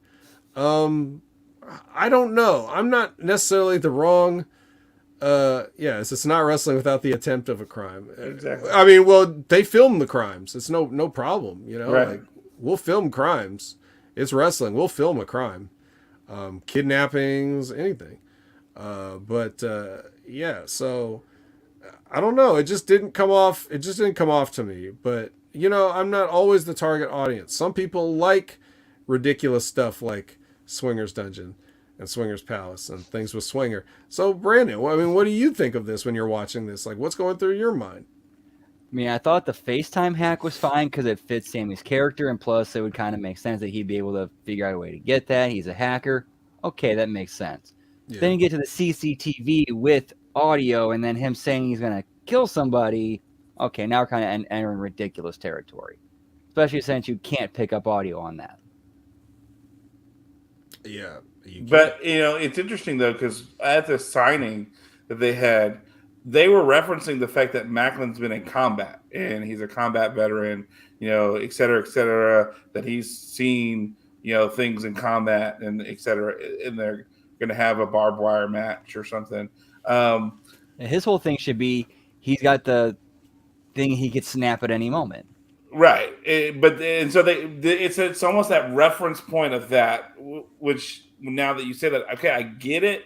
I mean, but there's going to be no follow through. It's wrestling. We know we're not going to murder the man. So why even talk about that and go that route, and then even promote, something that veterans are struggling with PTSD and suicide and things along those lines. Why have a character that does that? It strikes of just being tone deaf to me, if more than anything else. If you think that's going to get people to, hey, we're going to kill a guy, and this guy who's an unhinged veteran did it. Oh, by the way, you did that in Texas, where Chris Kyle, that happened to him, and he got killed. So again, there's a lot of tone deafness I feel like is going on right now with some of this stuff. Yeah, like one of the big things, you never say you're going to kill somebody because you can't deliver on that. Right. Yeah. You can't do it. Unless, I mean, we've killed people before in wrestling. I mean, we buried Paul Bearer in concrete. Yeah. Oh, Vince McMahon died, but then miraculously came back. Yeah. You killed people before. It's no big deal. It's just wrestling. It's just wrestling, guys. It's just wrestling. It's just silly and fun. It's just wrestling. None of this has to matter. Anyway, nobody's watching this. Last week, Chelsea beat Taya, like we saw, and now we go back to the other decay in the bar, where Taya makes the polite suggestion that Rosemary is the problem and not Jessica, who is sick. I don't know if I necessarily agree. But, here we are. What do you think? Who's the problem? Is it in fact, Brandon, is it in fact Rosemary that is the problem here? You know what? That would actually be an interesting wrinkle and advancement in the story of, in the next match, it's Jessica actually does her part right and Rosemary makes the mistake. That would actually be interesting. Yes, that would be interesting. Colin Whitesong says, Kane fucked someone's brains out in wrestling. Well, first of all, that was Triple H. Second of all, it was a mannequin. Right. And third of all, fuck you. But love you. No, I don't love him. You see that comment he put up earlier? Wait, which one? Oh, fuck you, Colin. See? Not that. Fuck you. Well, fuck him for that too, but it doesn't matter because I won. They're canceled. Yeah. So Japan. The New Japan comment there, Brandon. Yeah. Fuck, double finger fuck you. He doesn't believe that though, so he's just trying to get me to sell for it. I did. Yeah. So I did for you. How about that? Yeah, that's all right. All right. Well, anyway, I still like Rosemary and all this, but it's just like this so waste of talent. Alicia versus Killer Kelly with Tasha on commentary. John, did you see this one? Yes, I did. Okay. How sexy was it? It was weird sexy. It was weird sexy. I think, but it didn't get weird sexy until the end when Tasha was going to come in the ring, and then they faced each other, and then they slowly backed out, and there was that whole thing there. So that was about the sexiest it got, really. Other than that, I hadn't really seen Killer Kelly before this moment, and again, not knowing the story of the call out. So like, I knew Tasha Steele. She comes out. I don't know who her muscle is. But really Katie, even though she supposedly died when Kane was a teenager, but that was the real. They just had her funeral like 20 years later. Yeah, they just got around to it. They finally saved up enough to have her funeral. Yeah. So you know who ended up with the cheerleader's outfit? R.D. Reynolds. Really? Yep, him and Blade Braxton ordered the cheerleader outfit. And they put it up as on someone bought this. No comment. Anyway, I believe you were saying something about Killer Kelly and Yeah, so like I didn't know anything about Tasha Steele or her muscle coming out. We just know that they were out on Common because later on we see a match and Mickey James comes out again. No introduction to what's happening and the person she gets involved with. So and again, this was later in the night for us. This is getting closer towards the end of the night. Killer Kelly was very interesting in the ring. Like I said, I've never seen her before. I've seen Alicia before a few times. She's kind of, rude. Wow. That's Fat Eddie's wife, Media M5. Elizabeth also saying Alicia needs new gear. What's up with the ass cutouts when you have no ass? And to that I reply, maybe she's counting on, when Josh Alexander hits him with that C4, that he'll have to eat hospital food, and then she'll be able to eat food at home, and then maybe she'll grow an ass. And so she got her gear to accommodate that. Right. Because it's always bad when your gear doesn't fit, Right. So yeah, that was this. It was a match. It was interesting. It looked like a squash match to set up whatever Tasha Steele and Killer Kelly are going to be doing. So that question: How was the crowd during this? Because like on the TV, it came across like there was zero heat. We were just kind of going, okay, because again, we don't know anything. So it's kind of like, why are they fighting? We have no clue. It was just kind of, everybody was dead. And of course, we've been cheering. They're telling you, oh, hey, cheer, we're going to get a free t-shirt. Or you're doing this. And hey, you're going to be on TV. So we're doing that for we're an hour and a half in, and this match happens. At certain points, you can be like, fuck, I got to sit down. This is bad, but I got my second set of waters that I had to get, that Vetso kindly put on the Twitters. So, I had to do two of them. So this is a match where I think I had to go get waters because it was just like, all right, whatever. So. Well, it didn't last long, so it might have been over by the time you got back. But, I don't know. I don't really have much to say about it because it's just setting stuff up. They get the little weird crawl in the ring and face each other thing, then crawl back out the ring. And Kelly starts saying something, and then she remembers to take her mouth guard out first. And then puts it back in. It's so great. This whole voyeuristic assassin thing, it just ain't working.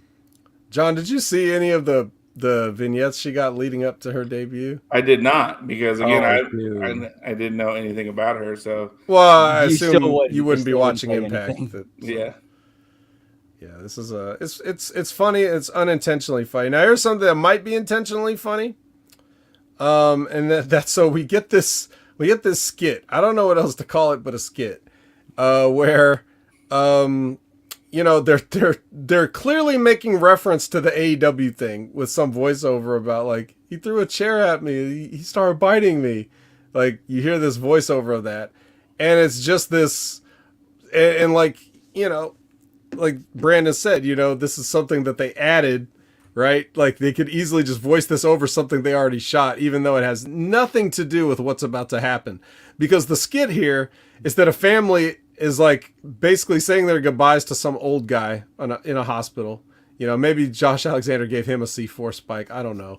But he's in the hospital bed. He's laying there. He's got all his loved ones around him. And he's then you hear the famous, I don't know how famous it's not famous or whatever, but the say his name and he appears song starts playing, and then all of a sudden Joe Hendry appears, and the guy like basically gets enough life to realize that Joe Hendry has appeared, and he's got the whole family clapping and happy, and then the old guy flatlines, and then everybody's still happy because Joe Hendry's there. And so this is Joe Hendry doing what he does. I don't know what he's been doing this whole time or where. I believe he was in Ring of Honor for a minute, but that was a long time ago. I haven't seen Joe Hendry do anything of any substance since before the lockdowns. That's how long it's been since I've seen Joe Hendry on a television of any kind. So, Hey, was he doing something like with Grado and Katrina? Like I last think time so. around? I think that's years and years ago now. Mm. So many years. But he's back because someone said his name, I guess. Which Like again, Beetlejuice. yeah, ties into the AEW media scrum fight. Not one bit at all. They just wanted to shoehorn it in there, and I don't think it was worth it. So yeah, Joe Hendry. Let's go around the room and talk about Joe Hendry. Brandon, you first. Oh man, like haven't we seen this before with like DDP? No, we've never seen this before.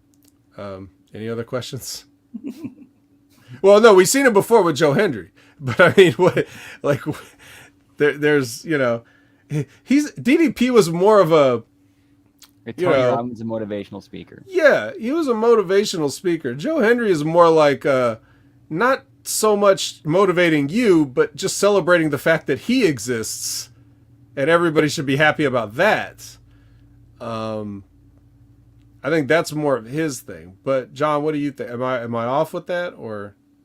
No, I mean Joe Hendry was great back in the WCPW days, like however long ago that was. But I don't see anything, and like you said, we haven't seen him since before the pandemic, and I don't know who this does anything for. I mean, Joe Hendry. Well, Joe Hendry. Well, I mean, if you're trying to put butts in seats, the old guy's dead. He died, but Joe Hendry's over. So right. I don't know. Are you trying to get some class by getting a European wrestler on your show? I don't know. Who knows? Like I said, I couldn't tell you the last thing I've seen from Joe Hendry because the last time I remembered he was in Ring of Honor for a little bit, and then he was gone. I thought he stopped wrestling because I haven't seen him in forever. So. Yeah, the last time he was in Ring of Honor, I remember too, because Joe Hendry was always like, he was never a small guy. Right. But I remember seeing him, and he fucking looked like he was jacked and shredded, unnaturally. Like this is stuff. He looked crazy. Is so some I was of that like, advice in Florida? yeah, definitely, maybe. So I mean, you can make a peanut butter and jelly sandwich in any country in the world, too. Just so and you can get advice from anywhere. But. Yeah, so I think we'll see how good he looks when he comes back. But I don't know, Joe Hendry. I guess. I don't know if I think a lot of people probably expect me to hate him because this stupidness that he did with this gimmick or whatever. But the way I differentiate in my mind is like I think a person like Joe Hendry, basically he sings and he wrestles. That's kind of his thing. Jerome with an N here. It's great. Sonic's here. Everybody's media's here. Everybody's just rolling in. It's awesome. They're not used to seeing us at this time. We may have to re-educate them. But yeah, so to me, whatever Joe Hendry does in the ring has never been offensive or anything like that to me. He's just like a regular wrestler, but he's got the gimmick is that he's got a lot of personality and some singing talent and stuff like that. So to me, I look at this as like, not that this really happened with this guy in the hospital, but this is like something that Joe Hendry would set up to promote himself. Like he is making a skit, like he is having these people act it out, and he is producing it. Now, in Impact's mind, they're probably saying, yeah, this literally happened. Like this guy died in front of his family, and they're all happy because Joe Hendry was there. In the Impact universe, this probably was like a documentary, but the way I think about it is Joe Hendry's like setting up his own self-promotion. That's the way I think about these type of things. That could that's kind of how it felt like it was shot too. Like it was like, hey, I'm Joe Hendry. I'm so great. Look at me. These people lost their grandfather, but they're still loving me. Right. And he hands this to Impact and they're like, well, I guess we'll play it. Is he still doing the whole like entrance gimmick where he's makes a custom entrance gimmick or song for song about his opponent. Yeah, I don't know. I hope so.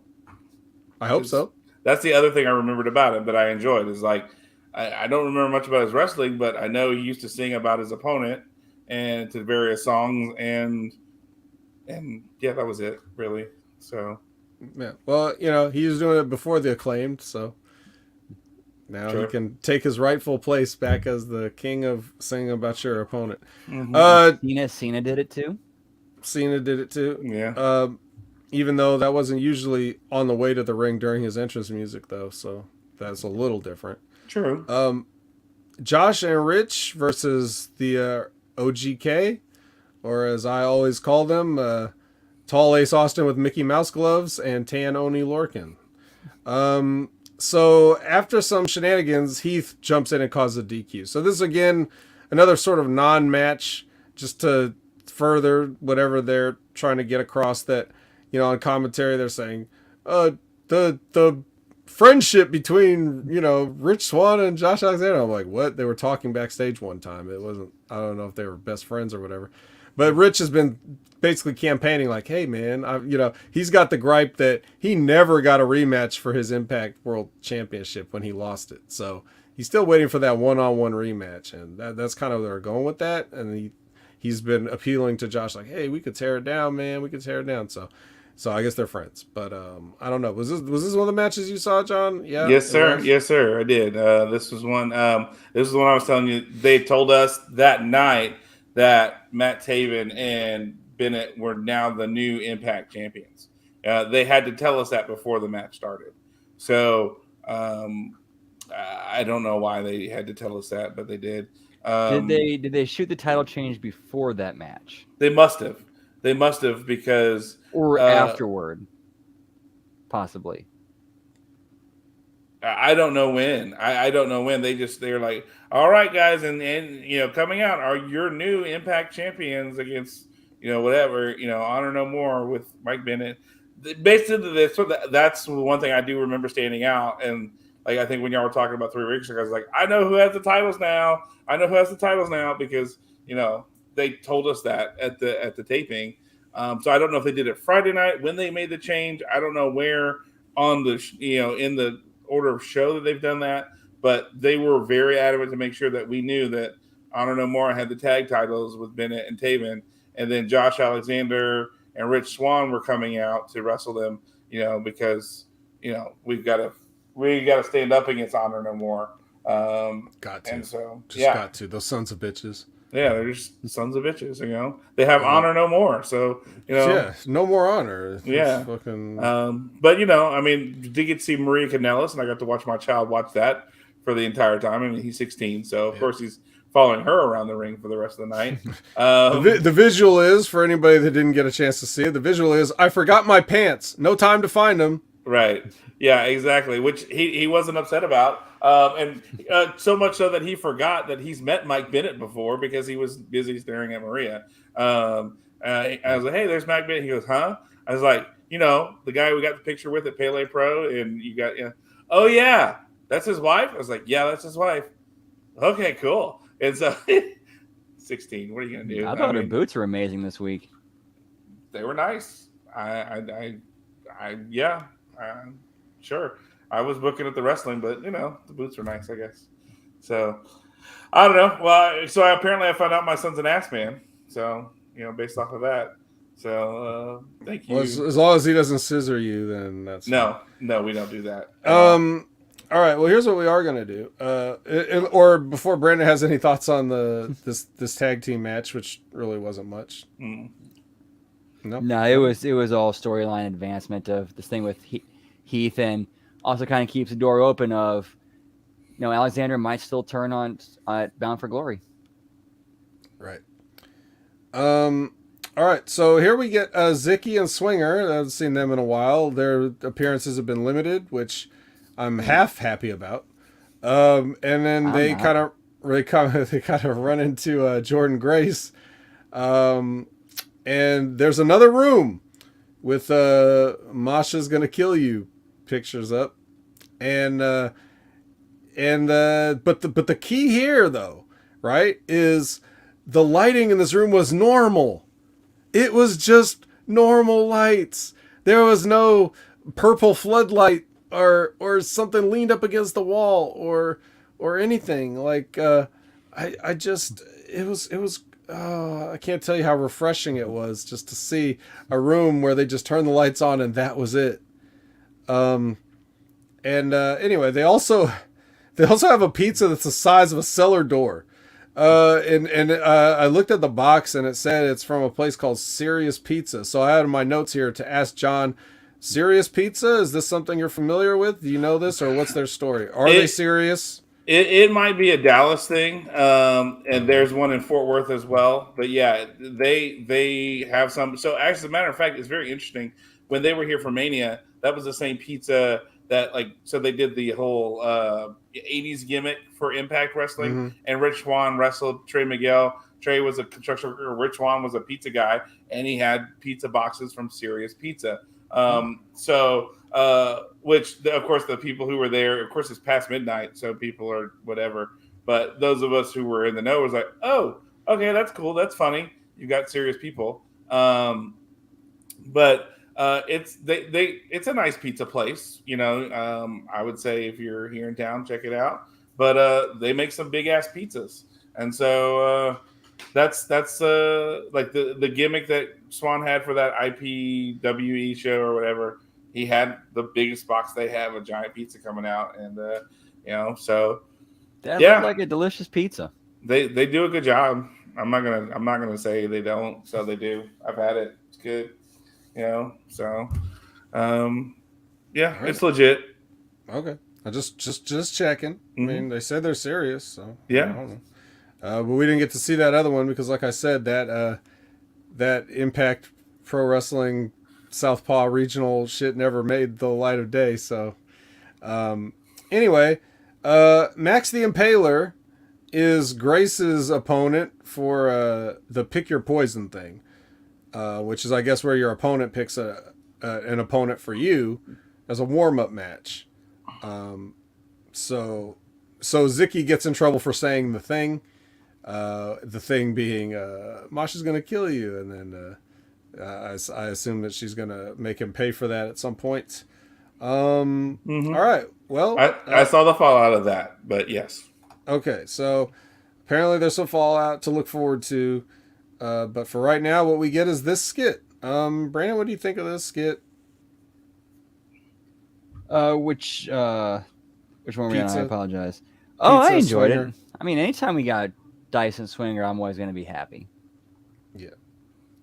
I mean, and it's going to be fun to see Dice get his ass kicked again like he always does.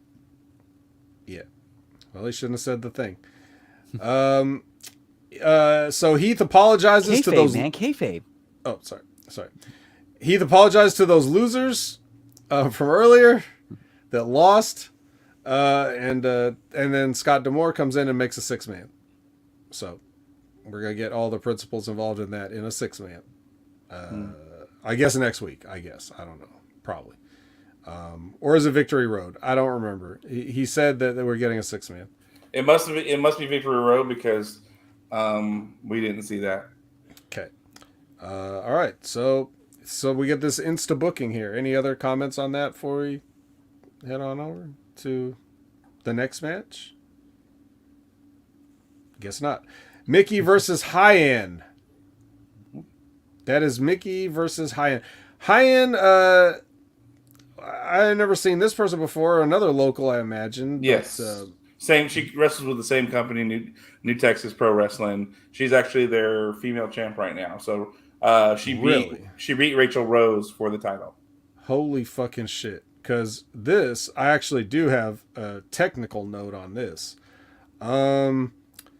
So, you know, Mickey goes for a backdrop, and Hyan kicks her like the normal spot, kicks somebody up that goes for a backdrop. But she kicked her on the wrong side. She kicked her on the wrong fucking side with the correct foot. One of the things that you learn in wrestling is, you know, you have to learn some uniformity in your movements. Like, everybody's supposed to kick with the right foot, work the left side. When you're walking around the ring, you're supposed to work it counterclockwise. You're always moving to your right and things. You schoolboy people with your right arm. There's just a certain, suplex people, with the left hand on the head and pick up with the right hand. Like, these things are like, they're all supposed to be, you all do this just so we're on the same page. The reason why is a situation like this. When you go down for a backdrop, the whole idea is you're going to actually go down, put your hands up, and lift them up for a backdrop if the backdrop goes as according to plan. If the spot is that you're going to get kicked, right, you have to, you're going to want to turn your head. In this case, it would be like this. Because when they kick you here, now your chin, your nose, everything's out of the way. Okay? So when you turn your head going down for the backdrop, and they kick you here on this side, then your face is safe. If I turn into this like this, expecting it to come from here, yep, like boom, you're going to get kicked all in the mouth and nose. So when you were telling me that Mickey got mad at a job girl, I was thinking, watching this, I was like, oh, this might have been something where I had words with the person that I may not have needed to wait till get to the back to have these words. Because that is very dangerous, and that is very, very first day on the job, you haven't been trained type shit. So when you tell me that this fucking idiot is a wrestling champion, I got a serious problem with the state of Texas Indies now, because you're putting people that don't even fucking know 1 + 1 in there to do calculus equations with a legend. This can't happen. You don't, if Mickey went down and moved her head to one side and this high-end chick kicked her with the left foot, then that's stupid, but that's a more plausible communication. She kicked her with the right foot in the right shoulder. So she had to come across her body. Yep, cross kick, yep. It couldn't have been more awkward. And it looked like Mickey was okay, but you might not, if she caught her, you might not necessarily even seen it. She might have got rattled after that. I don't know. I made a mistake. I didn't see this match. It was Hyen versus Giselle that I saw. So okay. So the Mickey match I saw was the Rochelle Rose. Maybe the night before. This must have been the night before with Hyen, and so Rochelle did something similar. And that's why she got pissed. Maybe, yeah. Because she had already dealt with one New Texas Pro jobber the night before. Now she's got another one, does the same shit in some way, shape, or form. So she's pissed at this point. Yeah. Yeah, what the fuck kind of unsafe work is you putting me in here with? Yeah. Mickey has to go in there every day and work with children. This is fucked up. She's hurt. She's tired. Yeah, so that's really bad. I can't emphasize that enough. You have to know those basic things, but anybody that has money can get trained to be a wrestler, and then you get shit like this. What if that was it? What if she fucking kicked Mickey in the face, broke her jaw, fucking broke her nose, gave her a concussion, and then Mickey James like, you know what? Retirement tour is completed. Yeah. I'm done. 1, 2, so yeah, Buckshot Kid. Count to 3. Fuck this. Yeah. It doesn't even matter if Mickey picked the girl. The point is the girl's rotten and she needs to be gotten rid of. Anyway, weird, but that happened. And then afterwards, Giselle comes out with music. And then she basically challenges Mickey to a match at Victory Road doing a promo. Very Giselle promo. Quintessential diva. She must have said that 3 times. So we get the gimmick. Yeah. Anything else to add to this, Brandon? Any notes? I thought it was kind of an cringe promo that we've heard like a million times before. Your time is up. My time is now. Like, you can't see me. Can we do something? My time is now. I'm the franchise and I'm shining now, like that. I mean, you mean basically the same idea. I mean, we've heard this a million times, Mhm. and the delivery seemed kind of awkward too. Yeah. And you notice that Mickey threw in a kiss at the end of there when they got face to face. Ooh. No, I didn't. I didn't notice that. Sorry. I'll be Yep, you honest. can see Giselle like wipe her face, and be like, kind of react to it. All right. Okay. Well, there we go. So And there's by the way, that. Giselle had a great top on tonight too. Loved it. Oh, yeah, cool top. Then Vinny and PCO with more stuff. I just wrote nonsense. Like Vincent is babbling here about a bunch of stuff that he probably thinks sounds cool, but he's just saying man all the time. Hey man, Well, there was like kind of a decent, kind of theme in there where he compared wrestling to the circus. Yeah, I've heard that before too. Where have I heard that? Everywhere. Yeah, so I don't know. It sounded like a bunch of bullshit to me, but then again, I admit I wasn't fully paying attention because as soon as I see these guys on here, I'm just like, ugh, I could skip this. Let's see. Myers climbs a ladder to cut a promo. He can't climb it high enough to escape the purple floodlight on the ground, but it's he does his pose on top of the ladder, so he's Raven. Here's Raven, everybody. Raven Myers. It'd be funny if Raven had a regular last name. Quote the Raven. Myers. Nevermore. All right. Well, we're here, guys. It's the dream match. It's the dream match. We all had a dream that this match was going to happen, and our dreams came true. This is the Motor City Machine Guns versus the Good Brothers. The DC Brethren. Yeah, this is who wants to go first? Raise your hand if you want to go first. All right, you. Man. Well, the one note I had was I thought this should have switched matches or switched places with the tag match. 'Cause you could have had the finish with Heath blowing it for him, and then they argue going off the air. Nice little cliffhanger. But then when we found out tonight with this being their last match, well, that makes sense now. Yeah. Anything about the match itself?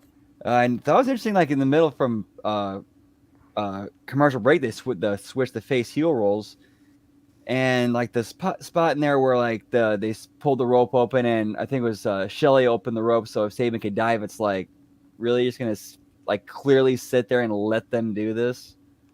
Yep, that's the spot they called. Mm-hmm. Yeah. But yeah, other than that, I mean, just your typical Good Brothers, Machine Guns, get your shit in.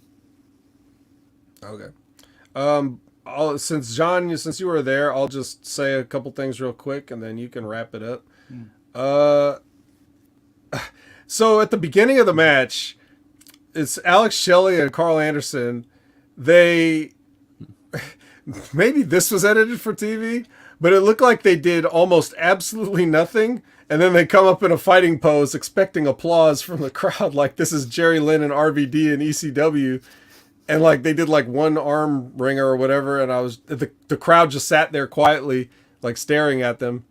And I was just like, what the fuck are you two doing? I thought don't you have like a combined like 40 some years of experience at this? And you thought you were going to get a indie appreciation clap for that fucking nothing that you just did? I don't know. I'm done with all four of these fuckers. I really am. They can all just retire. Fuck the Mickey James retirement. These guys don't go on a tour. Don't even make an announcement. Just don't ever show up anywhere again, as far as I'm concerned. This is a boring match. The sportsmanship they did at the end was corny. I don't care if it's the last match they're having an Impact. It's corny. This is the Bullet Club. You know what I mean? Like shaking hands and two sweeting people and stuff like that. Like after a match like this where it wasn't even good and nothing happened, there's no intensity, no heat, no real competition. Got your chin locks in. They definitely got the classic big Luke Gallows chin lock. So but I piss at this. I fart at this. I take a shit on this. I really couldn't be bothered.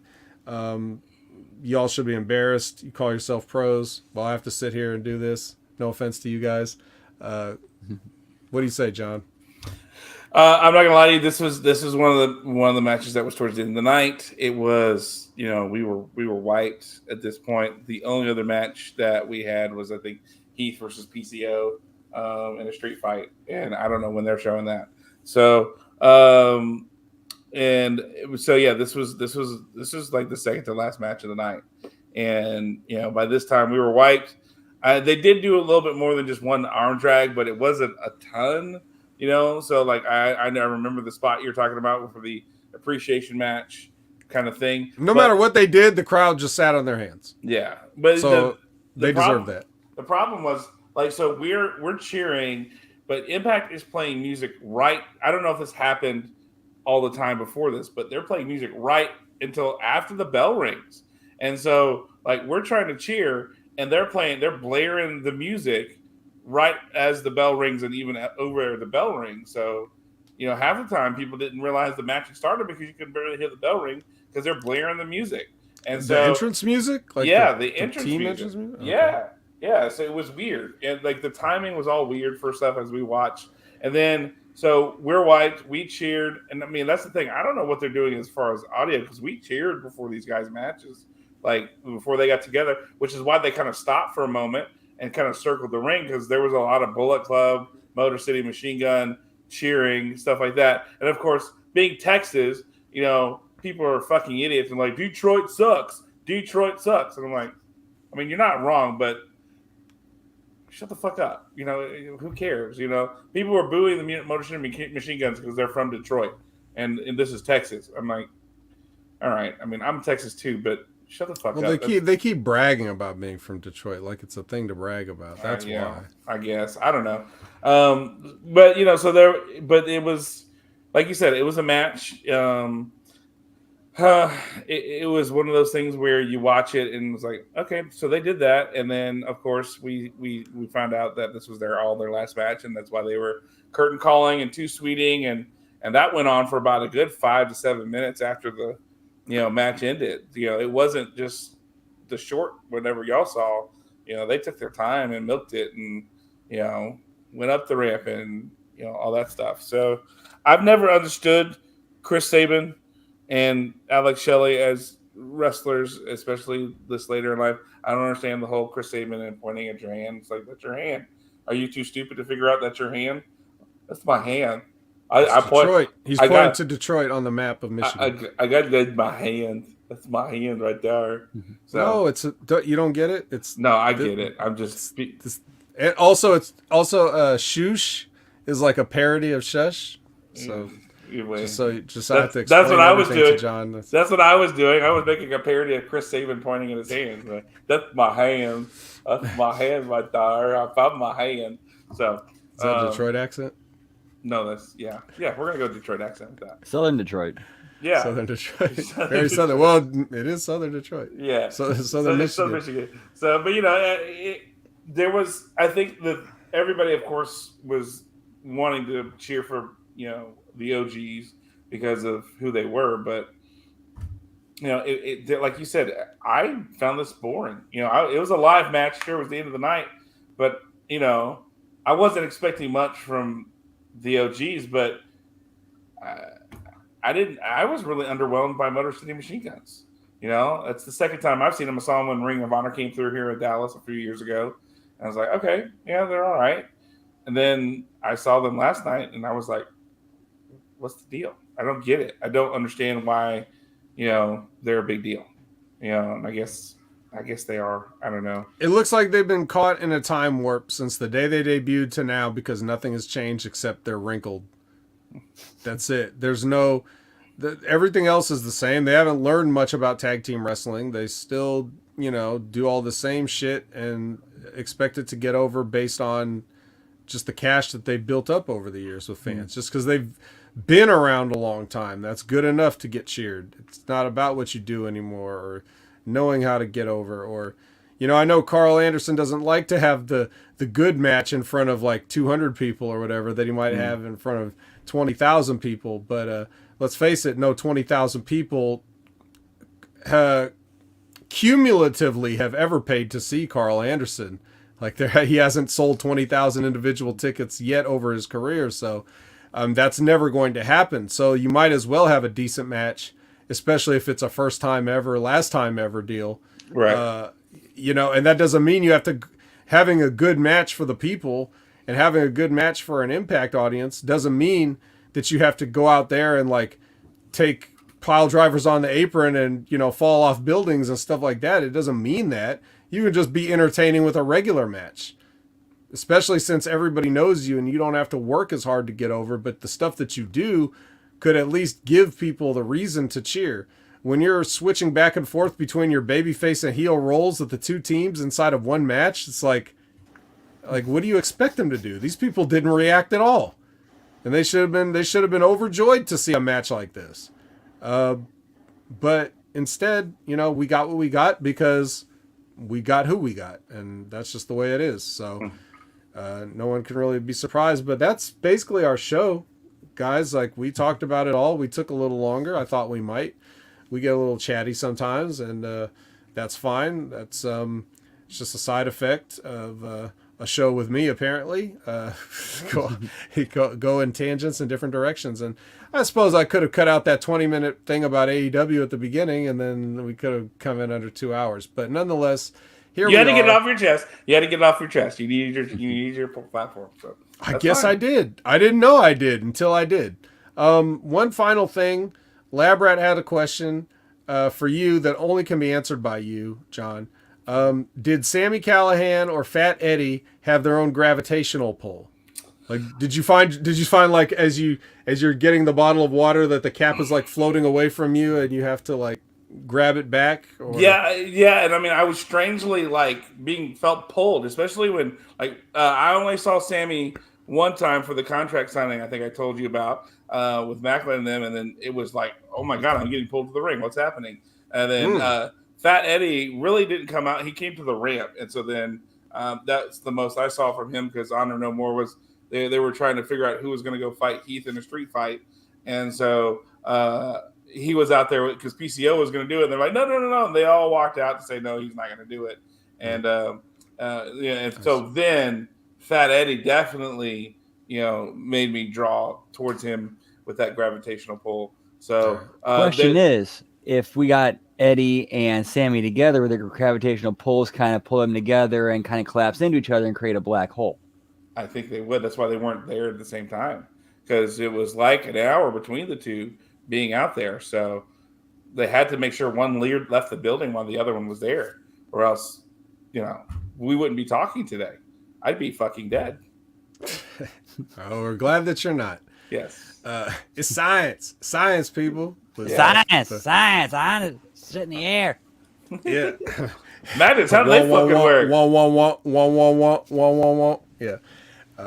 God bless the Briscoes. Whatever they're doing, they need to come back soon.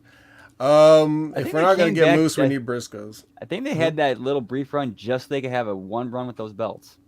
Just think, all right, we got those. We got the Impact belts.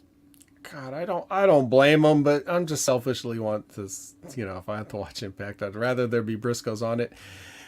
I can't even get a Moose. I can barely get a Moose. I get one Moose entrance per probably on average 5.5, 6 weeks before I even get one Moose entrance. The rest of the time, I'm lucky if I even get a backstage thing for like 30 seconds, and then sometimes no Moose at all. Oddly enough, you don't even get one at taping, right?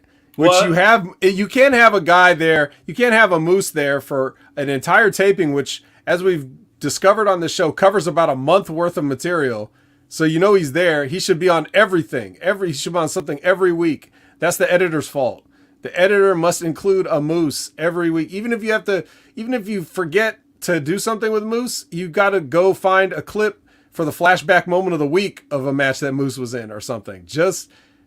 You can't have an Impact without Moose. I'm sorry. There's no excuse for it. He's your only star. Yeah, and which is interesting because that Thursday before the Friday, Saturday tapings, they had a fan meet and greet, and Moose was one of the people there. And my friend was there, and they said, it's bad. There's only like 5 people here.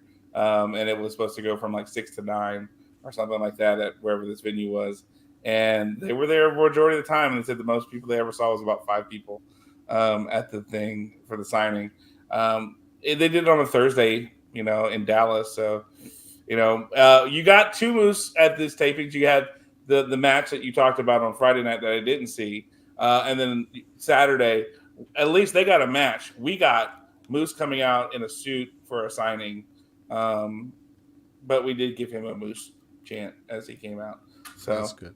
There was that. Some people were happy to see Moose. So yeah, I was. Yeah, I like Moose. And if you're not, like if you're one of those non-5 people that showed up or whatever for that signing, then you're an idiot. And welcome to the majority of the rest of the planet. You should be in good company there. But I would have gone, but I had to work, and because that's the night I do program with kids till 8:00. So I mean, I could have maybe booked Moose for something with the kids, but whatever. It's water under the bridge. It's past now. There's nothing you can do about it. Live and learn. And so hopefully that you've learned that if we ever short you on a program, we'll always make up for it. You will not miss 1 second of Impact coverage, no matter how many shows we might miss. So we're going to try to keep that to a bare minimum, though. We're going to see you next week.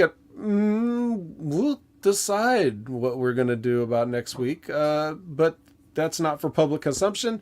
But for right now, we'll just say our goodbyes.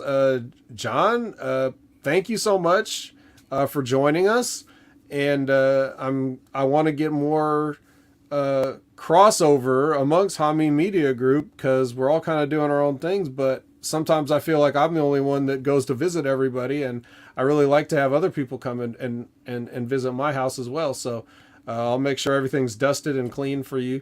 Can you tell the people where they can find you and how they can get a hold of you and everything that you got going on? Sure. Let's see where you can find me on the internet. You can find me as JReezyMin on TikTok, Instagram, Twitter, and then just John and Wright on Facebook. If you want to hear my dulcet tones, you can always find me on Saturday mornings at the Smack Attack with James. Yes, apparently Buckshot Kid has called me. I'm now Big Bear. James is a cub. Stay focused, John. Stay focused. Sorry. So you're saying you and James the Assassin? Yes, James the Assassin, correct, because we determined that he killed the Queen. Because he showed his pictures this Saturday. Those pictures were so suspect. Yeah, and then he that was like something that like some insurance adjuster would take pictures of to like, okay, this is the building and this is how much it's going to cost to get insurance on this building. Exactly. Like none of these were tourist photos. Awful. You should delete every one of those. Yes. But anyway, continue. Yes, and so you can meet us there. You can also reach us at Smack Attack. You can find us on Twitter that way. So any of those ways you message us, you might make it on the show and we'll talk about it. And so, those are the things. The Academy, we're kind of with life changes. That is the other show I do on the other Hameen Media Group feed, where we talk Star Trek all the time. So I know that you don't do that, but Brandon, if you talk Star Trek, I'd love to have you on sometime. If you don't, I understand. Most people don't. That's okay. I can come on and talk about how much I don't watch Star Trek, if that's a change of pace for the show. But anyway, continue. So Brandon, I don't know if you do or not. If you do, love to have you on, talk about Trek. And if you don't, okay, that's fine. He made a face. Yeah. I've never seen an episode, unfortunately. Okay, well, that's fine. It's not a big deal, but we'll have some interesting interviews coming and some things going on, but it won't be our regular weekly show. But we're working on some stuff for that. And just one other thing: October's Domestic Violence Awareness Month. For those of you who don't know, I work for a sexual assault and domestic violence agency here in rural Texas, and so that is upcoming. October is Domestic Violence Awareness Month, so just my page will be filled with things that will be promoting the idea of raising awareness of domestic violence and how to prevent that. Or if you need mental health assets, you can always hit me up and I will be glad to help you find stuff in your area, because there's a lot of free resources that people can get that they don't know about. So if you need help figuring out what that is, you can contact me and I'll let you know what that is. So, all right, there we go. Done. There it is. And Brandon, where can people find you? As always, you can find me at all the places, as well as Twitch at Miss Tia the Transarchist, and we're just kind of hanging and chilling and getting ready for Wrath of the Lich King to come out. That's right. Now you've been going on some raids recently. Hopefully they've been successful and fruitful. Yep. In fact, I got my best in slot weapon last night. Ooh. All right. All right. As for me, you can find me at Opinion Haver on all the social media platforms. Just Google Opinion Haver, and it's probably going to be me that shows up. You can catch me every Wednesday morning for the Next Level Wrestling review with Big Ray Hernandez, and we're looking forward to this because NXT's gotten yet another fresh paint of coat, as Bruce Pritchard might say. So we're looking forward to discussing that, and we would probably be talking about, I think Ray wants to talk about Cobra Kai Season 5, and we're going to probably have some sparks flying in a debate about that. So please tune in to that. And of course, if you can't tune in to join any of us live, then that's what Channel Attitude comes in. For the price of less than probably the cup of coffee that you buy, you can get an entire month's worth of content, including the Next Level Review, the Smack Attack, the Impact Attack, Light the Fuse, the Locker Rooms. You know, you get all this stuff on Channel Attitude. Such a great value. Put that coffee down and sign up for Channel Attitude. Yeah, so I guess that's just about it. All the answers to everything is Channel Attitude. Mm-hmm. You go there and then your journey begins. So yeah, that's going to do it for us. The Impact Attack this week, for John Enright, for Brandon, I've been the vet, and I don't have an outro line. Whoop whoop. That's your outro line.